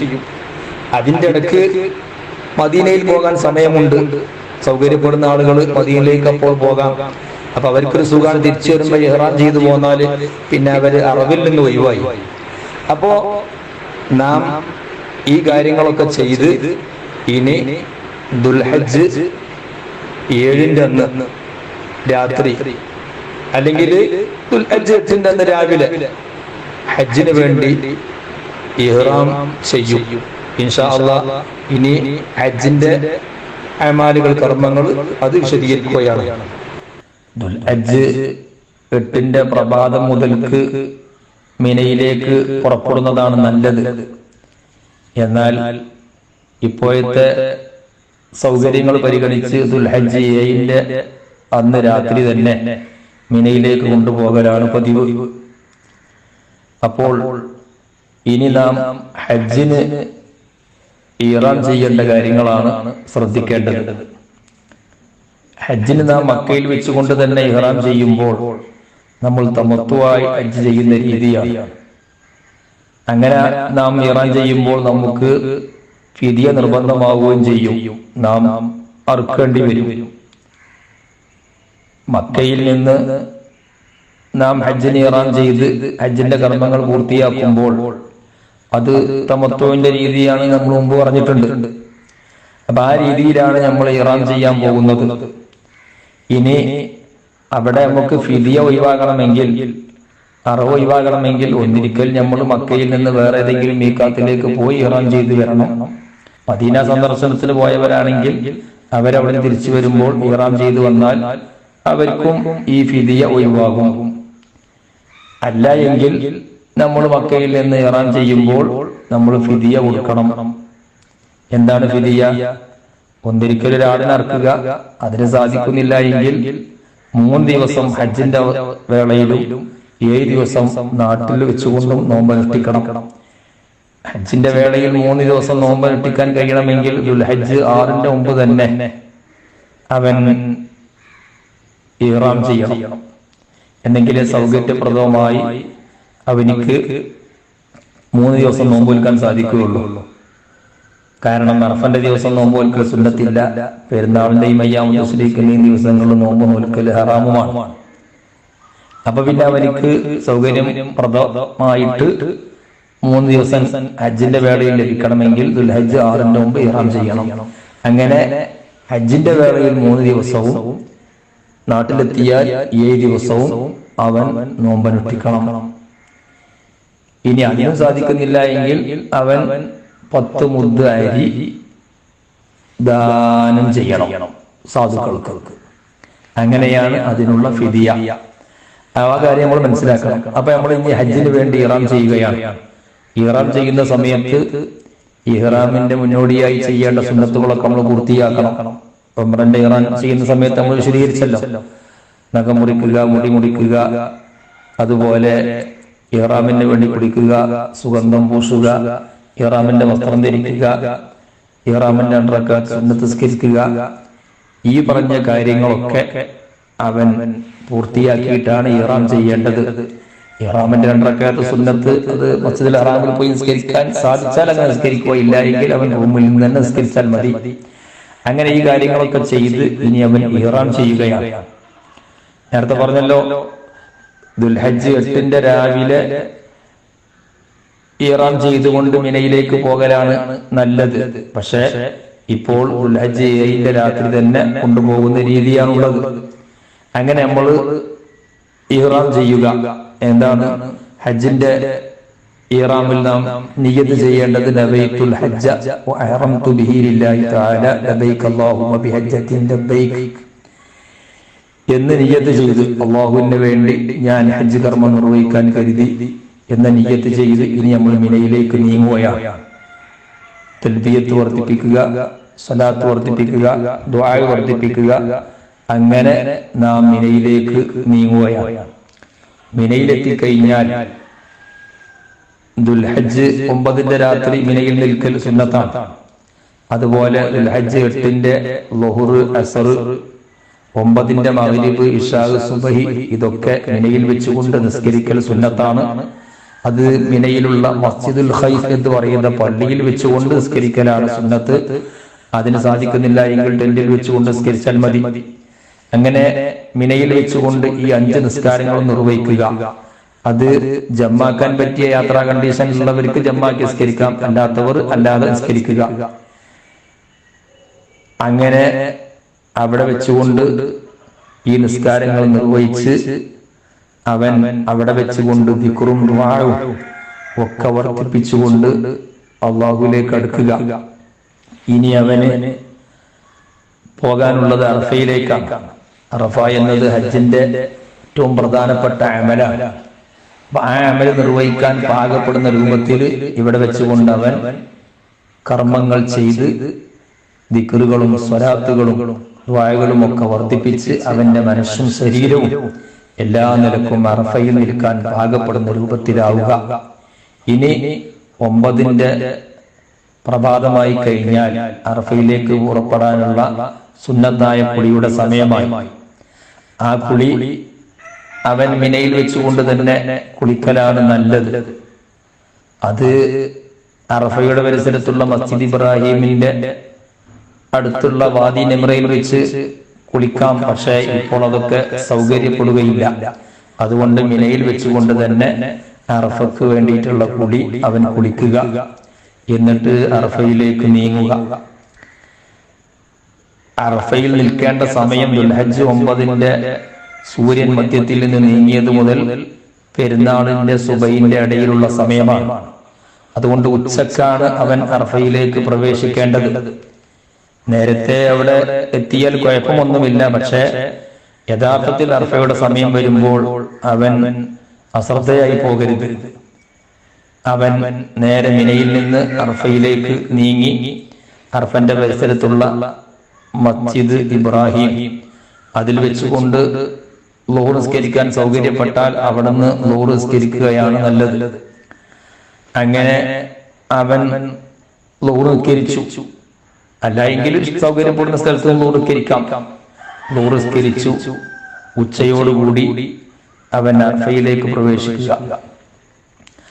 അറഫയിൽ പ്രവേശിക്കുമ്പോൾ അറഫയുടെ മധ്യഭാഗത്തുള്ള ജബലുർ റഹ്മ എന്ന പർവ്വതത്തിന്റെ ആ മലയുടെ തായ്ഭാഗത്ത് നിൽക്കൽ പ്രത്യേക സുന്നത്താണ്. നബി സല്ലല്ലാഹു അലൈഹി വസല്ലം തങ്ങൾ നിന്ന സ്ഥലമാണ്. ഇനി അവിടെ നിൽക്കാൻ കഴിയുന്നില്ല എങ്കിൽ സൗകര്യപ്പെടുന്ന ഒരു സ്ഥലത്ത് നിന്നാൽ മതി. അന്ന് ളുഹ്റിന്റെ സമയത്ത് മസ്ജിദ് ഇബ്രാഹിമിലുള്ള ഖുതുബ അതൊക്കെ അവൻ കേൾക്കണം. അങ്ങനെ ജബലുർ റഹ്മയുടെ താഴെ അവൻ നിന്ന് അവിടെ വെച്ചുകൊണ്ട് അവൻ മനസ്സുരുകി കണ്ണീരൊലിപ്പിച്ച് അള്ളാഹുവിനോട് ദുആ ചെയ്യണം. കാരണം ഹജ്ജിന്റെ ഏറ്റവും പ്രധാനപ്പെട്ട സന്ദർഭമാണ് അറഫയിൽ നിൽക്കുക എന്ന് പറയുന്നത്. അവിടെ വെച്ചുകൊണ്ട് അവന്റെ ദോഷങ്ങൾ പുറത്തു കിട്ടണം. അവന്റെ ദോഷങ്ങൾ അള്ളാഹു പൊറുക്കും എന്ന നിയ്യത്തോടു കൂടി തന്നെ അവിടെ വെച്ചുകൊണ്ട് അവൻ ദുആ ചെയ്യണം. അറഫയിൽ നിൽക്കുമ്പോൾ ഒന്നുണ്ടാകൽ നിർബന്ധമില്ല. പക്ഷേ ഒന്നുണ്ടായിരിക്കലും അതുപോലെ ഖിബ്ലക്ക് തിരിഞ്ഞിരിക്കലും അതുപോലെ ഔറത്ത് മറച്ചുകൊണ്ടായിരിക്കലും അതൊക്കെ സുന്നത്താണ്. ആ കാര്യങ്ങളൊക്കെ നാം ശ്രദ്ധിക്കണം. ആ അറഫയിൽ നിൽക്കുന്ന സന്ദർഭത്തിൽ ലാ ഇലാഹ ഇല്ലല്ലാഹു വഹ്ദഹു ലാ ശരീക ലഹു ലഹുൽ മുൽക്കു വലഹുൽ ഹംദു വഹുവ യുമീതു വഹുവ അലാ കുല്ലി ഷൈഇൻ ഖദീർ എന്ന ദിക്ർ 1000 പ്രാവശ്യം ചൊല്ലുക. അതിന് സാധിക്കുന്നില്ലെങ്കിൽ 100 പ്രാവശ്യമെങ്കിലും ചൊല്ലുക. ലാ ഹൗല വലാ ഖുവത ഇല്ലാ ബില്ലാഹിൽ അലിയ്യിൽ അദീം എന്ന ദിക്ർ 100 പ്രാവശ്യം ചൊല്ലുക. അതുപോലെ സൂറത്തുൽ ഇഖ്ലാസ് 100 പ്രാവശ്യം ഓതുക. ആയത്തുൽ കുർസി 100 പ്രാവശ്യം ഓതുക. ആമന റസൂൽ 1 പ്രാവശ്യം ഓതുക. സൂറത്തുൽ അസ്ർ ഓതുക. അത് ഒരു പ്രാവശ്യം ഓതുക. ഒരു 100 സ്വലാത്ത് ചൊല്ലുക. ഇങ്ങനെ ഇതൊക്കെ ചൊല്ലിക്കൊണ്ട് അവൻ മനസ്സ് പൊട്ടി അല്ലാഹുവിനോട് ദുആ ചെയ്യണം. ഒരാൾ അറഫയിൽ നിന്നിട്ട് എന്റെ ദോഷം പുറത്തു കിട്ടുകയില്ല എന്ന് കരുതാൻ പാടില്ല. അത് തന്നെ തെറ്റാണ്. എനിക്ക് ദോഷം പുറത്തു കിട്ടും എന്ന ഒരൊറ്റ ചിന്തയോടുകൂടി ദോഷം പുറത്തു കിട്ടണം അല്ലാഹ് എന്ന് മനസ്സുരുകിക്കൊണ്ട് അവൻ അവിടെ വെച്ചുകൊണ്ട് ധാരാളമായി ദുആ ചെയ്യണം. അറഫയിൽ ഈ ദുൽഹജ്ജ് 9 ഉച്ച മുതൽ അതുപോലെ പെരുന്നാളിന്റെ സുബഹി വരെയുള്ള സമയത്ത് എപ്പോഴെങ്കിലും നിന്നാൽ മതി. എങ്കിലും കുറച്ച് കൂടുതൽ സമയം അവിടെ കഴിച്ചു കൂട്ടുകയാണ് അവനിക്ക് സുന്നത്ത്. ആ സമയം അവൻ ദിക്റിലും ദുആയിലുമായി കൊണ്ട് തന്നെ കഴിഞ്ഞുകൂടണം. മറ്റനാവശ്യ വാക്കുകളിലും സംസാരങ്ങളിലൊന്നും അവൻ ഏർപ്പെടരുത്. രാത്രിയും കൂടി അല്പസമയം നിൽക്കലാണ് സുന്നത്ത്. മഗ്രിബ് ആകുന്നതോടുകൂടി അവനിക്ക് ഇനി മുസ്ദലിഫയിലേക്ക് നീങ്ങാം. എന്നാലും മഗ്രിബിന്റെ ശേഷം അല്പം സമയവും കൂടി അവനവിടെ ചെലവഴിച്ച് രാത്രിയും പകലും കൂടി കിട്ടുന്ന രൂപത്തിൽ അവൻ നിൽക്കലാണ് നല്ലത്. യാത്രാ സൗകര്യമുള്ളവരാണ്, യാത്രാ കണ്ടീഷനിലുള്ളവരാണെങ്കിൽ അവര് എന്ന് പറഞ്ഞാല് യാത്രയിൽ ജമ്മ അനുവദനീയമായ രീതിയിലുള്ളവരാണെങ്കിൽ അവർക്ക് മഗ്രിബും ഇശാഉം കൂടി മുസ്ദലിഫയിൽ വെച്ചുകൊണ്ട് നിസ്കരിക്കലാണ് അവർക്ക് സുന്നത്ത്. അല്ലാത്തവർക്ക് അറഫയിൽ വെച്ചുകൊണ്ട് തന്നെ നിസ്കരിക്കാം. അങ്ങനെ അല്പസമയം മഗ്രിബിന്റെ ശേഷവും കൂടി നിന്ന് എന്നിട്ട് അവൻ മുസ്ദലിഫയിലേക്ക് നീങ്ങുകയാണ് വേണ്ടത്. അറഫയിൽ നിൽക്കുന്ന സന്ദർഭത്തിൽ തന്നെ വെയിലുള്ള സ്ഥലത്ത് അല്പം നിൽക്കല്, വെയില് ഒഴിവായി തണൽ തെരഞ്ഞു നടക്കുകയല്ല വേണ്ടത്. വെയില് കൊള്ളുന്ന സ്ഥലത്ത് അവൻ കുറച്ച് നിൽക്കണം. അങ്ങനെ അറഫയിൽ അവൻ വെച്ചുകൊണ്ട് അല്ലാഹുവിനോട് ദുആ ചെയ്ത് തൗബ ചെയ്ത് നല്ല ക്ലിയറായി അവൻ മഗ്രിബിന്റെ ശേഷം ഇനി മുസ്ദലിഫയിലേക്ക് നീങ്ങുകയാണ്. മുസ്ദലിഫയില് രാപ്പാർക്കേണ്ട സമയം, നിൽക്കേണ്ട സമയം പെരുന്നാളിന്റെ രാത്രി പകുതിയാകുന്നതോടുകൂടി ആരംഭിക്കും. ആ സമയം മുതൽ സുബഹി വരെയുള്ള സമയത്തിൽ അവൻ മുസ്ദലിഫയിൽ നിൽക്കണം. അല്പസമയം നിന്നാലും മുസ്ദലിഫയിൽ നിന്ന വാജിബ് കൂടുമെങ്കിലും കുറച്ച് കൂടുതൽ സമയം നിൽക്കുകയാണ് വേണ്ടത്. അപ്പൊ അറഫയിൽ നിന്ന് മഗ്രിബിന്റെ ശേഷം മുസ്ദലിഫയിലേക്ക് നീങ്ങി അവൻ മുസ്ദലിഫയില് ഈ പറഞ്ഞ സമയം അഥവാ പെരുന്നാളിന്റെ രാത്രി പകുതിയായതിനു ശേഷം സുബഹിന്റെ ഇടയിലുള്ള സമയം അവിടെ നിൽക്കുകയും ആ സന്ദർഭത്തിൽ അവൻ ജംറകളിലേക്ക് എറിയാനുള്ള കല്ലുകൾ 70 കല്ലുകൾ അവൻ മുസ്ദലിഫയിൽ നിന്ന് പെറുക്കണം. 70 കറക്റ്റാക്കി ആക്കേണ്ട, ഒരു 5-6 ഒക്കെ കൂടുതൽ എടുക്കുകയാണ് നല്ലത്. അഥവാ ഒരു കല്ല് മിസ്സാവുകയോ ഒരു മിസ്സാവുകയോ ഒക്കെ ചെയ്താൽ അത് പരിഹരിക്കാൻ. അങ്ങനെ മുസ്ദലിഫയിൽ നിന്ന് ആ കല്ലുകളും പെറുക്കി ഇനി അവൻ ജംറത്തുൽ അഖബ എറിയാൻ വേണ്ടി മിനയിലേക്ക് തന്നെ നീങ്ങുകയാണ്. ജംറത്തുൽ അഖബയിലേക്ക് എറിയൽ ഹജ്ജിന്റെ വാജിബാത്തിൽ പെട്ടതാണല്ലോ. അപ്പൊ മുസ്ദലിഫയിൽ നിന്ന് ഇനി മിനയിലേക്ക് നീങ്ങുകയാണ്. ജംറത്തുൽ അഖബയിൽ എറിയേണ്ട സമയം പെരുന്നാൾ 2ാം പകുതി മുതൽ അതിന്റെ സമയം ആരംഭിക്കും. എന്നാലും സുബഹിന്റെ ശേഷം പെരുന്നാളിന്റെ ഉച്ചക്ക് മുമ്പ്, പെരുന്നാളിന്റെ സുബഹിയായി പെരുന്നാളിന്റെ ഉച്ചക്ക് മുമ്പ് എറിയലാണ് ശ്രേഷ്ഠമായ സമയം. പെരുന്നാൾ ദിവസം സൂര്യൻ അസ്തമിക്കുന്നതിന്റെ മുമ്പ് എറിഞ്ഞാലും അവനിക്ക് ഉത്തമമായ സമയം ലഭിക്കും. ഇനി അന്ന് എറിയാൻ കഴിഞ്ഞില്ല എങ്കിൽ പിറ്റേ ദിവസവും അയ്യാം തശ്രീക്ക് തീരുന്നതിന്റെ ഇടയിലും എറിഞ്ഞാൽ മതി. എന്നാൽ ഏറ്റവും നല്ലത് പെരുന്നാളിന്റെ സുബഹിന്റെ ശേഷം മുതൽ പെരുന്നാളിന്റെ ഉച്ചയാകുന്നതിന്റെ ഇടയിലുള്ള സമയം എറിയലാണ്. അപ്പൊ മിനയിൽ വന്നു ജംറത്തുൽ അഖബയിലേക്ക് അവൻ 7 കല്ല്, ഓരോരോ കല്ല് വീതം എറിയണം. 7 കല്ലും കൂടി ഒരുമിച്ച് എറിഞ്ഞാൽ പറ്റില്ല. ഓരോരോ കല്ല് വീതം അവൻ എറിയണം. ആ എറിയുന്നതോടുകൂടി അവൻ തൽബിയത്ത് അവസാനിപ്പിക്കണം. കാരണം ജംറത്തുൽ അഖബ എറിയുന്നതോടുകൂടി തൽബിയത്തിന്റെ സമയം തീരുകയാണ്. ഇനി പെരുന്നാൾ ദിവസമാണല്ലോ. അപ്പൊ നേരത്തെ പറഞ്ഞതുപോലെ ജംറത്തുൽ അഖബയിലേക്ക് പെരുന്നാൾ ദിവസത്തിന്റെ രാത്രി പകുതിയായത് മുതൽ എറിയാൻ തുടങ്ങാം. അപ്പോ അവിടെ വലിയ തിരക്കായിരിക്കും. അതുകൊണ്ട് ഒന്നിരിക്കൽ മുസ്ദലിഫയിൽ നിന്ന് നേരത്തെ പോന്ന് പകുതിയായതിന്റെ ശേഷം അവിടുന്ന് നേരെ വേഗം പോകുന്ന സുബഹിയാകുന്നതിന്റെ മുമ്പ് എറിയാൻ കഴിഞ്ഞാൽ വലിയ തിരക്കില്ലാതെ എറിയാം. അല്ലെങ്കിൽ സുബഹിന്റെ ശേഷം ഒക്കെ ആകുമ്പോൾ വലിയ തിരക്കായിരിക്കും. അതുകൊണ്ട് ദിക്റും തിരക്കിലും പെട്ട് അപകടപ്പെടുന്നത് നാം ശ്രദ്ധിക്കണം. അന്ന് സൂര്യൻ അസ്തമിക്കുന്നതിന്റെ ഇടയിലൊക്കെ എറിഞ്ഞാലും അവനിക്ക് ഉത്തമമായ സമയം കിട്ടുമെന്ന് പറഞ്ഞല്ലോ. അപ്പൊ അതുകൊണ്ട് സൗകര്യം പോലെ ആ സമയങ്ങൾ നോക്കിയിട്ട് അവൻ എറിയുക. എറിയുന്ന സമയത്ത് പുരുഷൻ കൈയൊക്കെ ഉയർത്തി നല്ലപോലെ എറിയുക. സ്ത്രീകൾ വല്ലാതെ ഉയർത്താതെ എറിയാൻ പറ്റുന്ന രൂപത്തിൽ ആ 7 കല്ലുകളും ആ തടത്തിൽ തന്നെ വീഴണം. കല്ലുകൾ എറിയുമ്പോൾ ശ്രദ്ധിക്കേണ്ടത് അതാണ്. ആ വട്ടത്തിലുള്ള തടം, ആ തടത്തിൽ ഈ കല്ലുകൾ 7 വീഴണം. അങ്ങനെ ജംറത്തുൽ അഖബയിലേക്ക് എറിഞ്ഞു കഴിഞ്ഞാൽ പിന്നീട് അർക്കാനുള്ള ആളുകൾ ഫിദിയന്റെ അറവോ ഉദയത്തിന്റെ അറവോ ഉണ്ടെങ്കിൽ ആ അറവ് നിർവഹിക്കുക. അറവ് നിർവഹിച്ച് പിന്നീട് മുടിയെടുക്കുക എന്ന ഫർളാണ് നിർവഹിക്കാനുള്ളത്. മുടി എടുക്കുമ്പോൾ പുരുഷൻ പൂർണ്ണമായി മുടിയെടുക്കലാണ് സുന്നത്ത്. സ്ത്രീകൾ അവര് മുടി വെട്ടുകയാണ് വേണ്ടത്. പുരുഷന് പൂർണ്ണമായി കളയുക. കാരണം സഹസ്രമാതങ്ങള് മുടി കളയുന്നവർക്ക് വേണ്ടി 3 പ്രാവശ്യം ദുആ ചെയ്യുകയും 4ാമത്തെ പ്രാവശ്യമാണ് മുടി വെട്ടുന്നവർക്ക്. സംഗതി സ്ത്രീയാണെങ്കിലും പുരുഷനാണെങ്കിലും 3 മുടി എടുത്താൽ ആ നിർബന്ധം വീടും. ആ മുടി കളയുക എന്ന ഫർള് വീടി. എന്നാൽ അവിടെ വെച്ചുകൊണ്ട് പൂർണ്ണമായി പിന്നെ മുടി എടുക്കാനാണ് പുരുഷന്മാർ ശ്രദ്ധിക്കേണ്ടത്. സ്ത്രീകൾ അതിന്റെ തുമ്പ് പിടിച്ചിട്ട് വെട്ടുക. അങ്ങനെ മുടിയെടുക്കുന്ന സമയത്ത് പുരുഷന്മാര് വലഭാഗം കൊണ്ട് തുടങ്ങുക, കിബിലക്ക് മുന്നിടുക. ഈ കാര്യങ്ങളൊക്കെ പ്രത്യേകമായ സുന്നത്താണ്. അങ്ങനെ മുടിയെടുത്തു കഴിഞ്ഞാൽ എറിയലും മുടിയെടുക്കലും അത് കഴിയുന്നതോടുകൂടി നമ്മൾ പിന്നെ ഹജ്ജിന്റെ ഇഹ്റാമിൽ നിന്ന് 1ാമത്തെ തഹല്ലുലായി.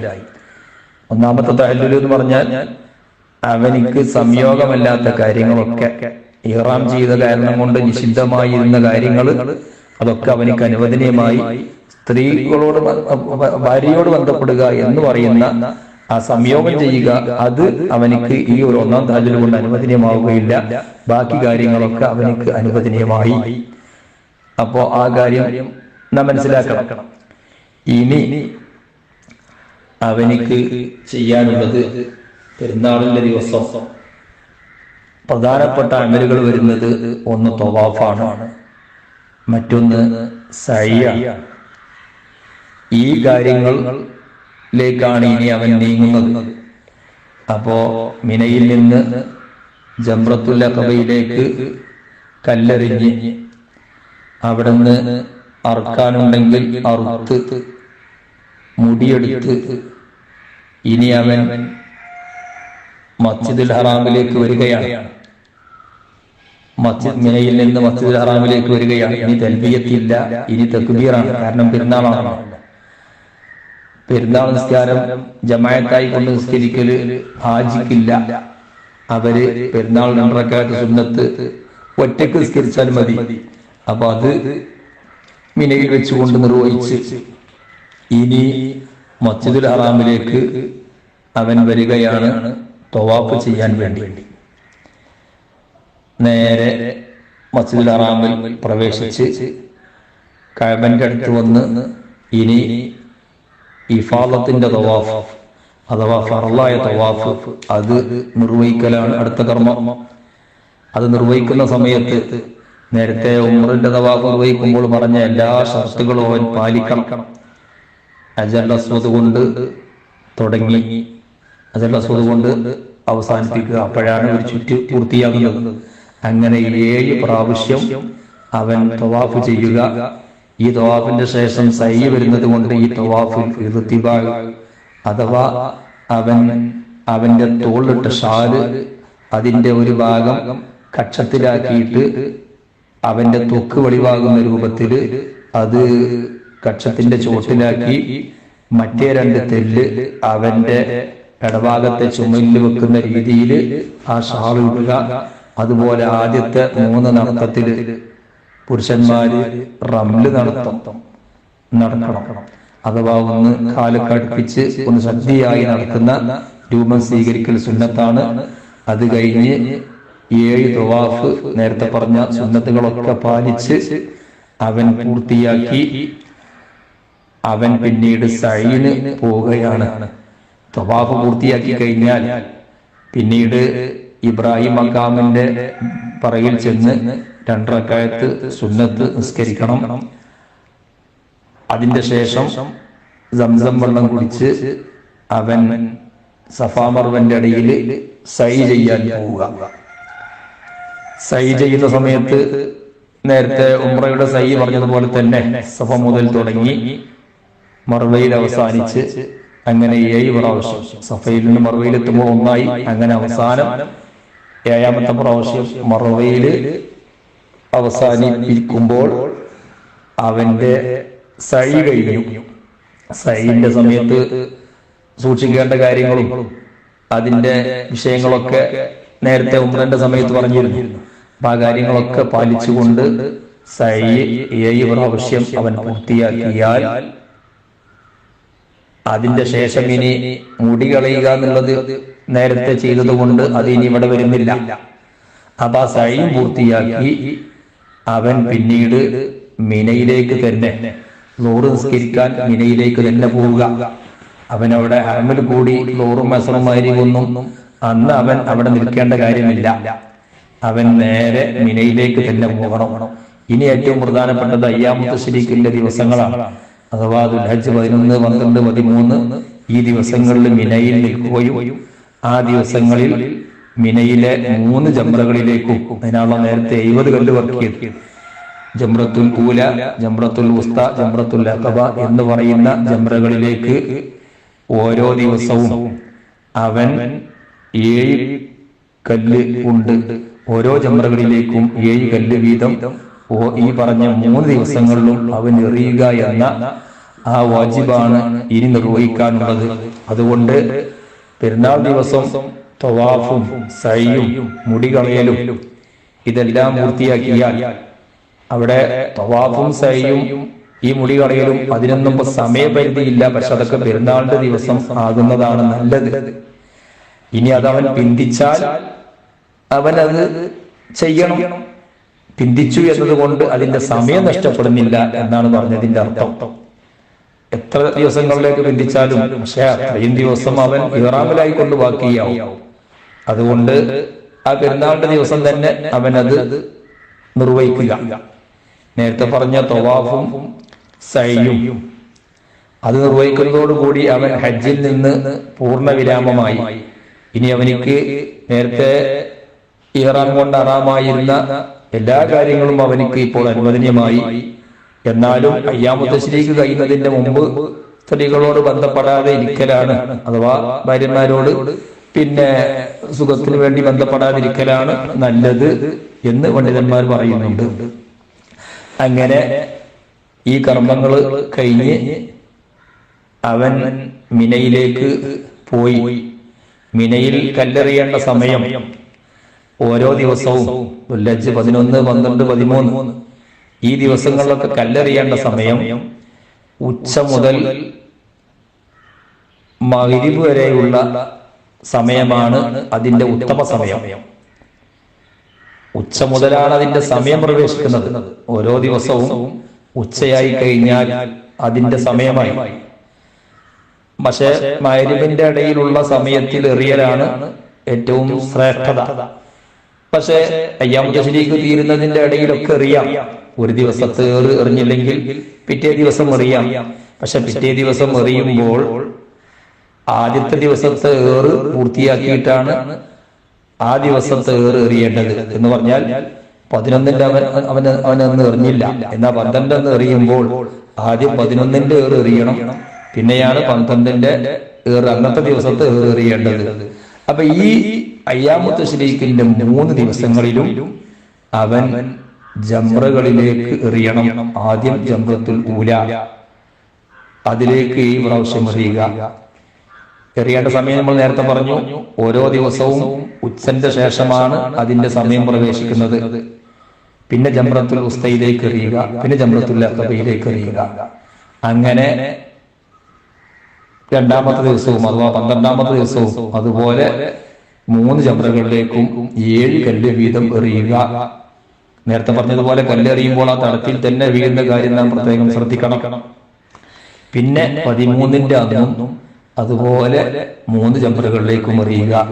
ഇനി ഒരാള് 12ന്റെ അന്ന് എറിഞ്ഞു, 12ന്റെ മഗ്‌രിബിന്റെ മുമ്പ് അവിടെ നിന്ന് പോരുകയാണെങ്കിൽ, അവൻ ധൃതിയിൽ പോരുകയാണെങ്കിൽ പ്രശ്നമൊന്നുമില്ല. അവന്റെ 13ാമത്തെ ദിവസത്തെ അവനിക്ക് ഒഴിവായി പോകും. അതിനുവേണ്ടി അവൻ ഫിദിയൊന്നും കൊടുക്കേണ്ടതില്ല.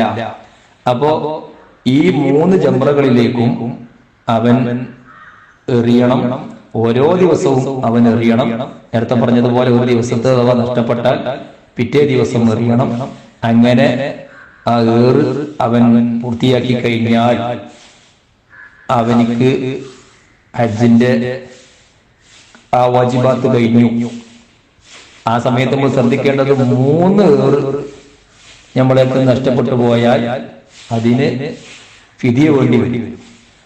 3 നഷ്ടപ്പെട്ടു പോയാൽ 3 മുതൽ 70 വരെയുള്ള ഏറുകൾ നഷ്ടപ്പെട്ടാലും അതിന് പൂർണ്ണമായ ഒരു ഫിദിയ നൽകിയാൽ അതിന് പരിഹാരമാകും. അതുകൊണ്ട് എറിയുമ്പോൾ ആ ശരിക്കാ തടത്തിൽ വീഴുന്ന കാര്യം നാം നല്ലപോലെ ശ്രദ്ധിക്കണം. അങ്ങനെ പൂർണ്ണമായി പിന്നീട് അവൻ 13ാമത്തെ ദിവസവും കൂടി എറിഞ്ഞ് 3 ദിവസവും ക്ലിയറായി എറിയലാണ് ഏറ്റവും ഉത്തമമായ രീതി. പക്ഷെ അതിന് സൗകര്യപ്പെടാത്തൊരവസ്ഥയാണെങ്കിൽ അവനിക്ക് 12ന്റെ അന്ന് തന്നെ തിരിച്ചു പോരാം. അപ്പൊ 13ന്റെ അവനിക്ക് ഒഴിവായി പോയി. അങ്ങനെ മക്കയിലേക്ക് തന്നെ തിരിച്ചു വന്ന് വദാഇന്റെ തവാഫ് ചെയ്യുക. വിദാഇന്റെ തവാഫ് നിർബന്ധമാകുന്നത് ഹജ്ജിന്റെ കർമ്മങ്ങൾ പൂർത്തീകരിച്ച് മക്കയിൽ നിന്ന് നാട്ടിലേക്ക് തിരിക്കുന്നവർക്കാണ്. അല്ലെങ്കിൽ മക്കയിൽ നിന്ന് മദീനയിലേക്ക് പോകുന്നു, അല്ലെങ്കിൽ മക്കയിൽ നിന്ന് 112 കിലോമീറ്ററിന്റെ ദൂരത്തേക്ക് പോകുന്നു. അത്തരം ആളുകൾക്കാണ് വിദാഇന്റെ തവാഫ് നിർബന്ധമാകുന്നത്. ഹജ്ജിന്റെ കർമ്മങ്ങളൊക്കെ ചെയ്ത് മക്കയിൽ തന്നെ നിൽക്കുന്നവർക്ക് വിദാഇന്റെ തവാഫ് അത് അവർക്ക് നിർബന്ധമില്ല. അങ്ങനെ നാം ഹജ്ജിന്റെ കർമ്മങ്ങൾ പൂർത്തിയാക്കി നാട്ടിലേക്ക് പോകാൻ തീരുമാനിച്ചാൽ സാധനങ്ങളും സാമഗ്രികളും ഒക്കെ തയ്യാറാക്കി യാത്രക്കുള്ള എല്ലാ ഒരുക്കങ്ങളും കഴിഞ്ഞ് നാം കഅബയോട് വിട പറയാൻ വിദാഇന്റെ തവാഫിന് വേണ്ടി കഅബത്തിന്റെ അടുത്തേക്ക് വന്ന് അവിടെ വെച്ച് 7 പ്രാവശ്യം വിദാഇന്റെ തവാഫ് ചെയ്യണം. വിദാഇന്റെ തവാഫിൽ നിയ്യത്ത് ചെയ്യൽ നിർബന്ധമാണ്. മറ്റുള്ള ഉംറയുടെയും ഹജ്ജിന്റെയും ഭാഗമായി വരുന്ന തവാഫിൽ നിയ്യത്ത് ചെയ്യൽ സുന്നത്താണ്. എന്നാൽ വിദാഇന്റെ തവാഫിന് നിയ്യത്ത് ചെയ്യൽ നിർബന്ധമാണ്. വിദാഇന്റെ തവാഫിൽ നിയ്യത്ത് ചെയ്യുമ്പോൾ നവൈതു തവാഫൽ വിദാഇ സബഅത അശ്വാത്തിൻ ലില്ലാഹി തആല, അല്ലാഹു തആലക്ക് വേണ്ടി ഞാൻ 7 പ്രാവശ്യം വിദാഇന്റെ തവാഫ് ചെയ്യാൻ കരുതി എന്ന് നിയ്യത്ത് ചെയ്യുക. ഹജ്ജിന്റെയോ ഉംറയുടെയോ തവാഫാണെങ്കിൽ ഹജ്ജിന്റെ തവാഫ് ആകുമ്പോൾ നവൈതു തവാഫൽ ഹജ്ജി അല്ലെങ്കിൽ നവൈതു തവാഫൽ ഇഫാദത്തി സബഅത അശ്വാത്തി ലില്ലാഹി തആല അല്ലാഹുവിന് വേണ്ടി ഹജ്ജിന്റെ തവാഫ് നിർവഹിക്കാൻ ഞാൻ കരുതി. അല്ലെങ്കിൽ ഉംറന്റേതാവുമ്പോൾ നവൈതു തവാഫൽ ഉംറത്തി സബഅത അശ്വാത്തി ലില്ലാഹി തആല അല്ലാഹുവിന് വേണ്ടി ഞാൻ ഉംറയുടെ തവാഫ് 7 പ്രാവശ്യം നിർവഹിക്കാൻ കരുതി എന്ന് നിയ്യത്ത് ചെയ്തുകൊണ്ട് ആണ് അവൻ നിർവഹിക്കേണ്ടത്. ഇപ്പൊ ഉംറയിലും അതുപോലെ ഹജ്ജിലും നിയ്യത്ത് നിർബന്ധമില്ലെങ്കിലും അത് സുന്നത്തായതുകൊണ്ട് നിയ്യത്ത് ചെയ്തുകൊണ്ടാണ് നാം തവാഫ് ചെയ്യേണ്ടത്.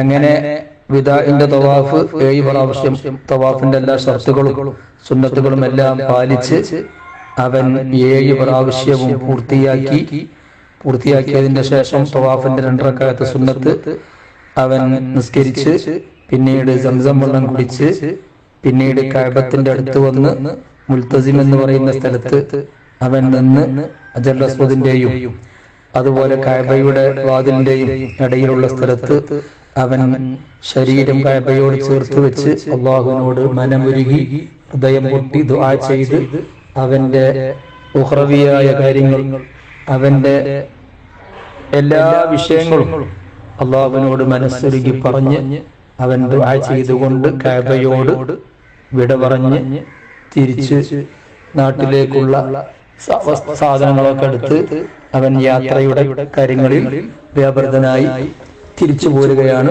ചെയ്യേണ്ടത്. പിന്നീട് പിതാവിന്റെ തവാഫ് ചെയ്താൽ കൂടുതൽ സമയം അവിടെ നിൽക്കുക എന്നത് ശരിയല്ല. എത്രയും പെട്ടെന്ന് അവൻ അവിടെ നിന്ന് യാത്ര തിരിക്കാൻ ശ്രദ്ധിക്കണം.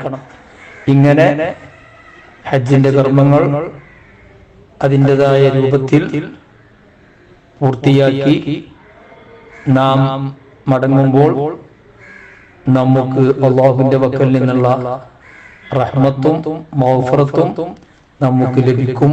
അല്ലാഹു നമ്മുടെ കർമ്മങ്ങളൊക്കെ സ്വീകരിക്കുമാറാവട്ടെ.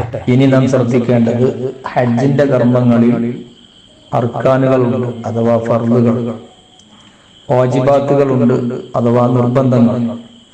അർക്കാനുകൾ നഷ്ടപ്പെട്ടാൽ അതിന് പരിഹാരമില്ല, വാജിബാത്തുകൾ നഷ്ടപ്പെട്ടാൽ അതിന് പരിഹാരമുണ്ട്. അർക്കാനുകൾ മുമ്പ് നാം പറഞ്ഞിട്ടുണ്ട്. ഇഹ്റാം ചെയ്യുക, അറഫയിൽ നിൽക്കുക, തവാഫ് ചെയ്യുക, സഈ ചെയ്യുക, മുടി നീക്കുക, തർത്തീബ് കർമ്മപ്രകാരം ചെയ്യുക. ഈ ഫർളുകൾ നഷ്ടപ്പെട്ടാൽ അത് പരിഹരിക്കാൻ കഴിയുകയില്ല. അതിൽ തന്നെ അറഫയിൽ നിൽക്കുക എന്ന ഫർള് അത് നഷ്ടപ്പെട്ടാൽ, അറഫയിൽ നിൽക്കേണ്ട ദുൽഹജ്ജ് 9 ഉച്ച മുതൽ പെരുന്നാളിന്റെ സുബൈന്റെ ഇടയിലുള്ള സമയമാണ്. ആ സമയത്ത് അവിടെ നിന്നെങ്കിലേ അറഫ ലഭിക്കുകയുള്ളൂ. അങ്ങനെ ആ സമയത്ത് നിൽക്കാതെ അറഫ നഷ്ടപ്പെടുത്തിയാൽ അവനിക്ക് ഹജ്ജ് നഷ്ടമാകും. ഹജ്ജ് നഷ്ടമാകുന്നതോട് കൂടെ അവൻ ബാക്കിയുള്ള അമലുകൾ ചെയ്തുകൊണ്ട് ഹജ്ജിൽ നിന്ന് അവൻ വിരമിക്കണം. സയ്യും തവാഫും മുടി കളയലും ചെയ്തുകൊണ്ട് അവൻ ഹജ്ജിൽ നിന്ന് വിരമിക്കണം. പക്ഷേ ഈ ഹജ്ജ് അടുത്ത വർഷം അവൻ ഖളാ കൂട്ടണം. ഈ അറഫയിൽ നിൽക്കൽ നഷ്ടപ്പെടുത്തിയ കാരണം അവനിക്ക് ഫിദിയ നിർബന്ധമാവുകയും ചെയ്യും. അടുത്ത വർഷം ഖളാ ആയ ഹജ്ജിന് ഇഹ്റാം ചെയ്യുന്നതോടുകൂടി ഈ അറവിന്റെ സമയമായി ആ അറവ് അവനിക്ക് നിർബന്ധമായി. ഇനി മറ്റുള്ള തവാഫ്, സഈ, മുടി നീക്കൽ ഇതിനക്ക് സമയപരിധിയില്ല.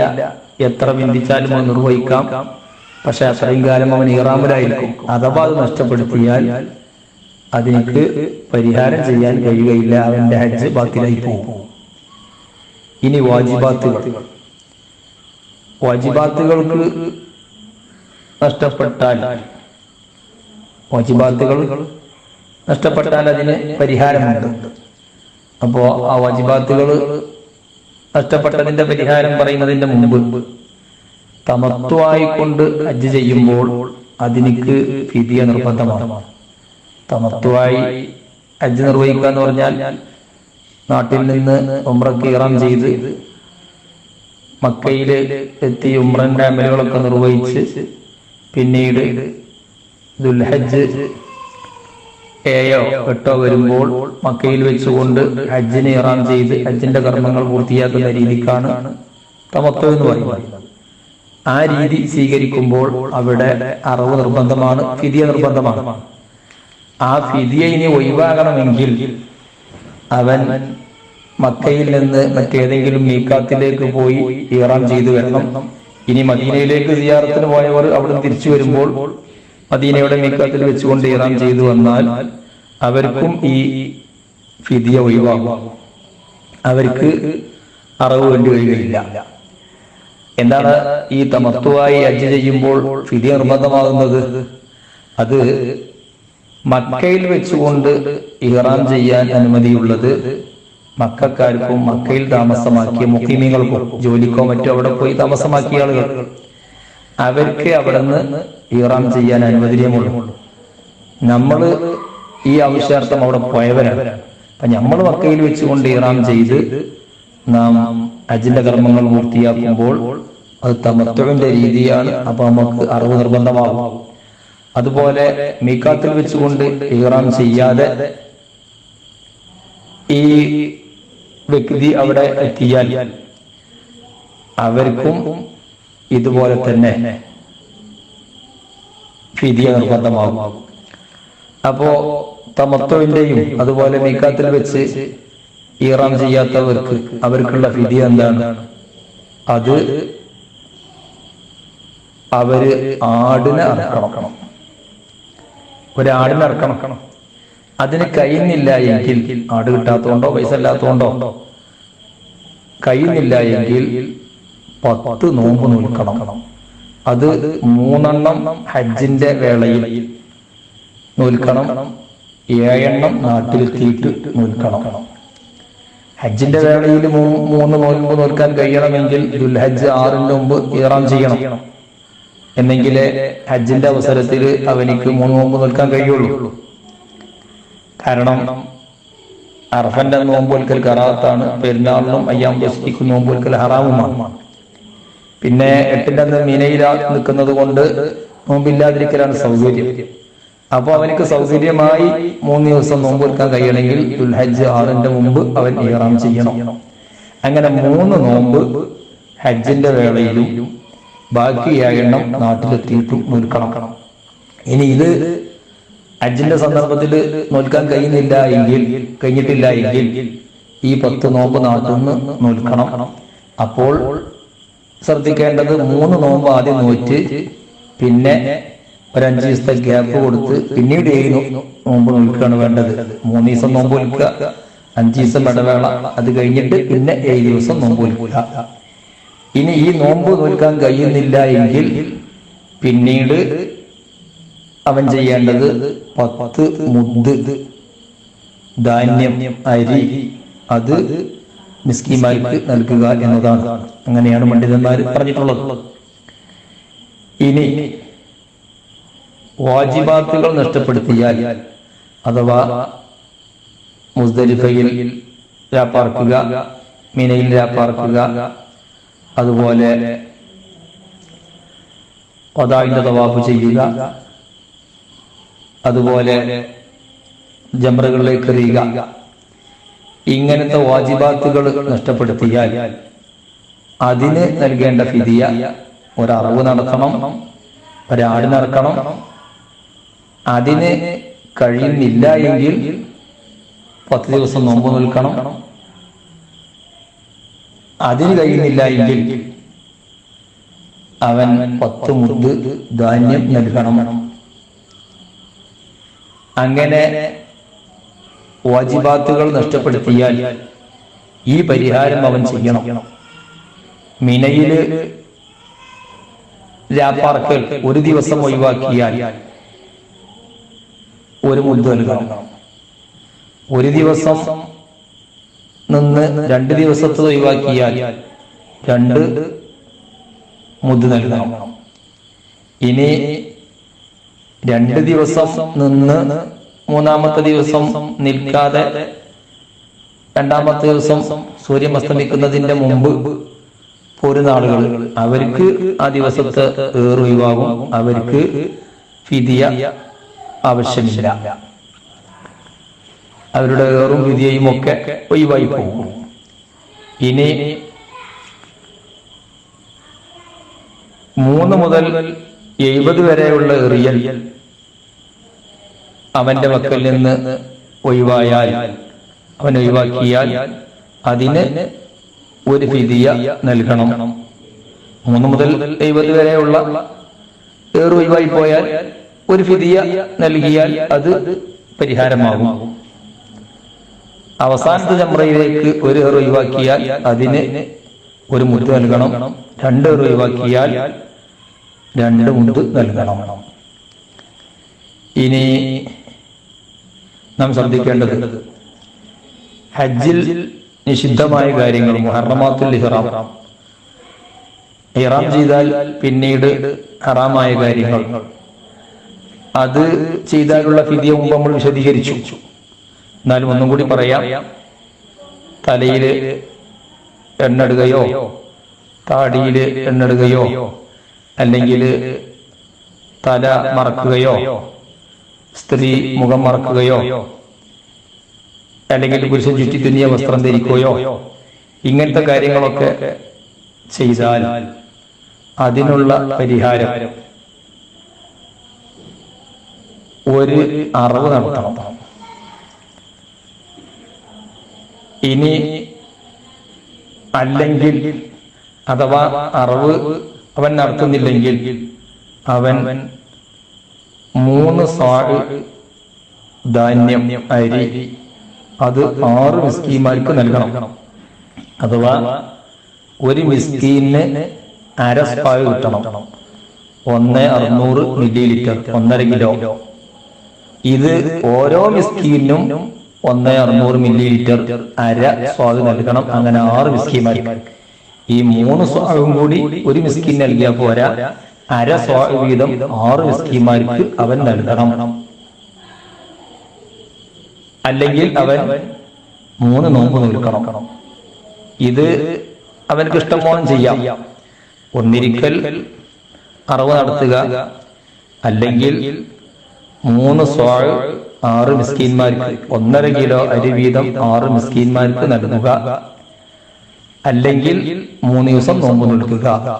ഇതില് ഇഷ്ടമുള്ളത് ചെയ്യാം. നേരത്തെ വാജിബാത്ത് ഒഴിവാക്കി കൊടുത്ത് അവിടെ അറവിന് കഴിയുന്നില്ലെങ്കിലാണ് 10 നോമ്പ് നിൽക്കേണ്ടത്. 10 നോമ്പ് നിൽക്കാൻ കഴിയുന്നില്ലെങ്കിലാണ് 10 മുദ് ധാന്യം അരി നൽകേണ്ടത്. ഇനി നാം മനസ്സിലാക്കേണ്ടത് തവാഫ് ചെയ്യുന്ന സമയത്ത് ശുദ്ധി വേണമെന്ന് പറഞ്ഞിരുന്നല്ലോ. അപ്പൊ ചിലർക്ക് ഒരു സംശയം, ഈ സ്ത്രീകളും പുരുഷന്മാരും എല്ലാം കൂടി തിങ്ങി പോകുന്ന സമയത്ത് അത് ഒന്നും സൂക്ഷിക്കാൻ കഴിയൂലല്ലോ എന്ന് അവിടെ നാം മനസ്സിലാക്കണം. തവാഫ് 2 തവാഫ് കിട്ടി, 3 തവാഫ് കിട്ടി, അതിന്റെ ശേഷമാണ് ഒന്ന് മുറിയുന്നതെങ്കിൽ പിന്നീട് ഒന്നു കൊടുത്തു വന്ന് 3ന്റെ ബാക്കിയുള്ളത് അല്ലെങ്കിൽ 2ന്റെ ബാക്കിയുള്ളത് ചെയ്താൽ മതി. ഒന്നു മുറിയനോട് കൂടി തവാഫ് എല്ലാം കൂടി ബാത്തിലാവൂല. ആ കിട്ടിയത് കിട്ടി, ബാക്കിയുള്ള പൂർത്തിയാക്കിയാൽ മതി. അപ്പൊ അതുകൊണ്ട് ഒരാൾ ഒറ്റക്കൊക്കെ, ഒരു പുരുഷൻ ഒറ്റക്കൊക്കെ ആണെങ്കിൽ അവനക്ക് ദൂരത്ത് കൂടി നടന്നിട്ടോ ശ്രദ്ധിച്ച് നടന്നിട്ടോ ഒക്കെ അത് നോക്കാൻ കഴിയും. ഇനി അവന്റെ കൂടെ മെഹറമായ സ്ത്രീകളുണ്ടെങ്കിൽ അവരെ കൂടെ മറ്റു സ്ത്രീകളും എല്ലാം കൂടി ഒരുമിച്ച് എല്ലാം കൂടി ബുദ്ധിമുട്ടായി വരുന്ന ഒരു രൂപത്തിലാണ് എങ്കിൽ നമുക്ക് ഇത്ര നോക്കി ശ്രദ്ധിക്കാൻ കഴിയുകയില്ലെങ്കിൽ ഷാഫി മദ്ഹബിൽ തന്നെ ഒരു കൗലുണ്ട്, സ്പർശിച്ചവന്റെ മുറിയുള്ളൂ, സ്പർശിക്കപ്പെട്ടവന്റേത് മുറിയുകയില്ല. തൊട്ടവന്റേതേ മുറിയുള്ളൂ, തൊടപ്പെട്ടവന്റേത് മുറിയുകയില്ല എന്ന ആ കൗല് ബലപ്പെട്ട കൗല് 2ാമത്തെ മുറിയുന്നതാണ്. പക്ഷെ 2ാമത്തെ ഒരു കൗലുണ്ട്, തൊട്ടവന്റേതേ മുറിയുള്ളൂ, തൊടപ്പെട്ടവന്റേത് മുറിയുകയില്ല. അപ്പൊ നമ്മളാരും തൊടാൻ പോണ്ട, നമ്മൾ സ്ത്രീകളെ തൊടാൻ പോണ്ട, സ്ത്രീകൾ പുരുഷന്മാരും തൊടാൻ പോണ്ട. അങ്ങനെ നമ്മൾ അഥവാ തൊട്ടാല് നമ്മൾക്ക് മുറിയില്ല എന്ന ആ മസല പിടിച്ചുകൊണ്ട് നമുക്ക് അമൽ ചെയ്യാം. ഇപ്പൊ മദ്ഹബ് പറഞ്ഞ കാര്യമൊന്നുമില്ല. ഇനി അതൊന്നും കഴിയാത്ത, ഒരിക്കലും സാധ്യമല്ലാത്ത രൂപത്തിലാണ് എങ്കിൽ, പ്രായമുള്ളവരോ രോഗമുള്ളവരോ ഒക്കെ ആണെങ്കിൽ, എല്ലാം ശ്രദ്ധിച്ച് അവർക്ക് പോകാൻ കഴിയില്ലാത്ത അവസ്ഥ വരികയാണെങ്കിൽ അപ്പോ ബന്ധപ്പെട്ടൊരു പണ്ഡിതനോട്, ഒരു ഉസ്താദിനോട്, അമീറിനോടൊക്കെ അന്വേഷിച്ചിട്ട് നമുക്ക് ഹനഫി മദ്ഹബ് പ്രകാരം ആ തവാഫിന്റെ അമൽ പൂർത്തിയാക്കാം. പക്ഷെ അത് നമ്മളങ്ങോട്ട് ഇനിയിപ്പ ഹനഫി മദ്ഹബാണ്, ആർക്കും ആരെയും തൊടാം എന്ന ഒരു രീതിയിലാകരുത് അത് ഉത്തരവാദിത്തപ്പെട്ട ഒരു പണ്ഡിതനോട് അല്ലെങ്കിൽ നമ്മുടെ കൂടെയുള്ള ഉസ്താദിനോട് ഒക്കെ അന്വേഷിച്ചിട്ട് അതിന്റെ മസലകളൊക്കെ മനസ്സിലാക്കിയിട്ട് നമ്മൾ ചെയ്യണം. അപ്പോൾ തന്നെ ആ മദ്ഹബ് അനുസരിച്ച് തവാഫ് ചെയ്യുമ്പോൾ ആ മദ്ഹബ് അനുസരിച്ചുള്ള മറ്റ് ശ്രദ്ധിക്കേണ്ട കാര്യങ്ങൾ അതും നാം മനസ്സിലാക്കിയിട്ട് നാം ചെയ്യാവൂ. അല്ലാതെ അത് ഹോൾസെയിലായി ഇനിയിപ്പോ ഇവിടെ മദ്ഹബ് മാറിയിക്കണ്, ആർക്കും ആരെയും തൊടാം എന്നൊരു കണ്ടീഷനിൽ ആകാൻ പാടില്ല എന്ന് നാം പ്രത്യേകം ശ്രദ്ധിക്കണം. അങ്ങനെ ഹജ്ജുമായി ബന്ധപ്പെട്ട അമലുകളൊക്കെ നാം കൃത്യമായി നിർവഹിച്ച് വിദാഇന്റെ തവാഫും ചെയ്ത് നാം പോരുമ്പോൾ നേരത്തെ മദീനയിൽ പോയിട്ടില്ല എങ്കിൽ മദീനയിൽ പോയി റൗള ശരീഫ് സിയാറത്ത് ചെയ്ത് മാതങ്ങൾക്കും സിദ്ദീഖുല്ലാഹുവിനും ഉമറുല്ലാഹുവിനും ഒക്കെ സലാം പറഞ്ഞ് അവിടെ നിന്നൊക്കെ ദുആ ചെയ്ത് റസൂലുള്ളാഹി സ്വല്ലല്ലാഹു അലൈഹി തങ്ങളുടെ ശഫാഅത്തിൽ ലഭിക്കാൻ നാം അവിടെ നിന്ന് കരഞ്ഞ് ദുആ ചെയ്ത്, അതുപോലെ മറ്റ് ജന്നത്തുൽ ബഖീയിലും മറ്റ് സ്വഹാബത്തിന്റെ മഖ്ബറകളിലും ബദർ സ്ഥലങ്ങളിലും ഉഹുദ് ശുഹദാക്കള സ്ഥലങ്ങളിലും ഒക്കെ പോയി സിയാറത്ത് ചെയ്ത് നമുക്ക് അള്ളാഹു പൊരുത്തപ്പെട്ട രൂപത്തിലുള്ള ഒരു അടിമയായി മഹാന്മാരെ ബറക്കത്തും മദദും ലഭിച്ച് നമുക്ക് നല്ല രൂപത്തിൽ തിരിച്ചു വരാൻ സാധിക്കണം. അള്ളാഹു തൗഫീഖ് നൽകുമാറാവട്ടെ. ചില ആളുകൾ മക്കയിലേക്ക് ഹജ്ജിന് പോയാൽ മദീന ലക്ഷ്യം വെച്ചാൽ ഹജ്ജ് ബാത്തിലാവും എന്ന് പറയുന്നവരുണ്ട്. അതുപോലെ അത് ശിർക്കാണ്, തെറ്റാണെന്നൊക്കെ പറയുന്നവരുണ്ട്. അവരെ ശിർഅ തൊട്ട് അള്ളാഹു നമ്മളെ കാത്തിരക്ഷിക്കുമാറാവട്ടെ. നമുക്ക് മഖ്ബൂലും മബ്റൂറുമായ ഹജ്ജും ഉംറയും സിയാറത്തും ചെയ്യാൻ അള്ളാഹു തൗഫീഖ് നൽകുമാറാവട്ടെ. അള്ളാഹു പൊരുത്തപ്പെട്ട രൂപത്തിൽ ജീവിക്കുക.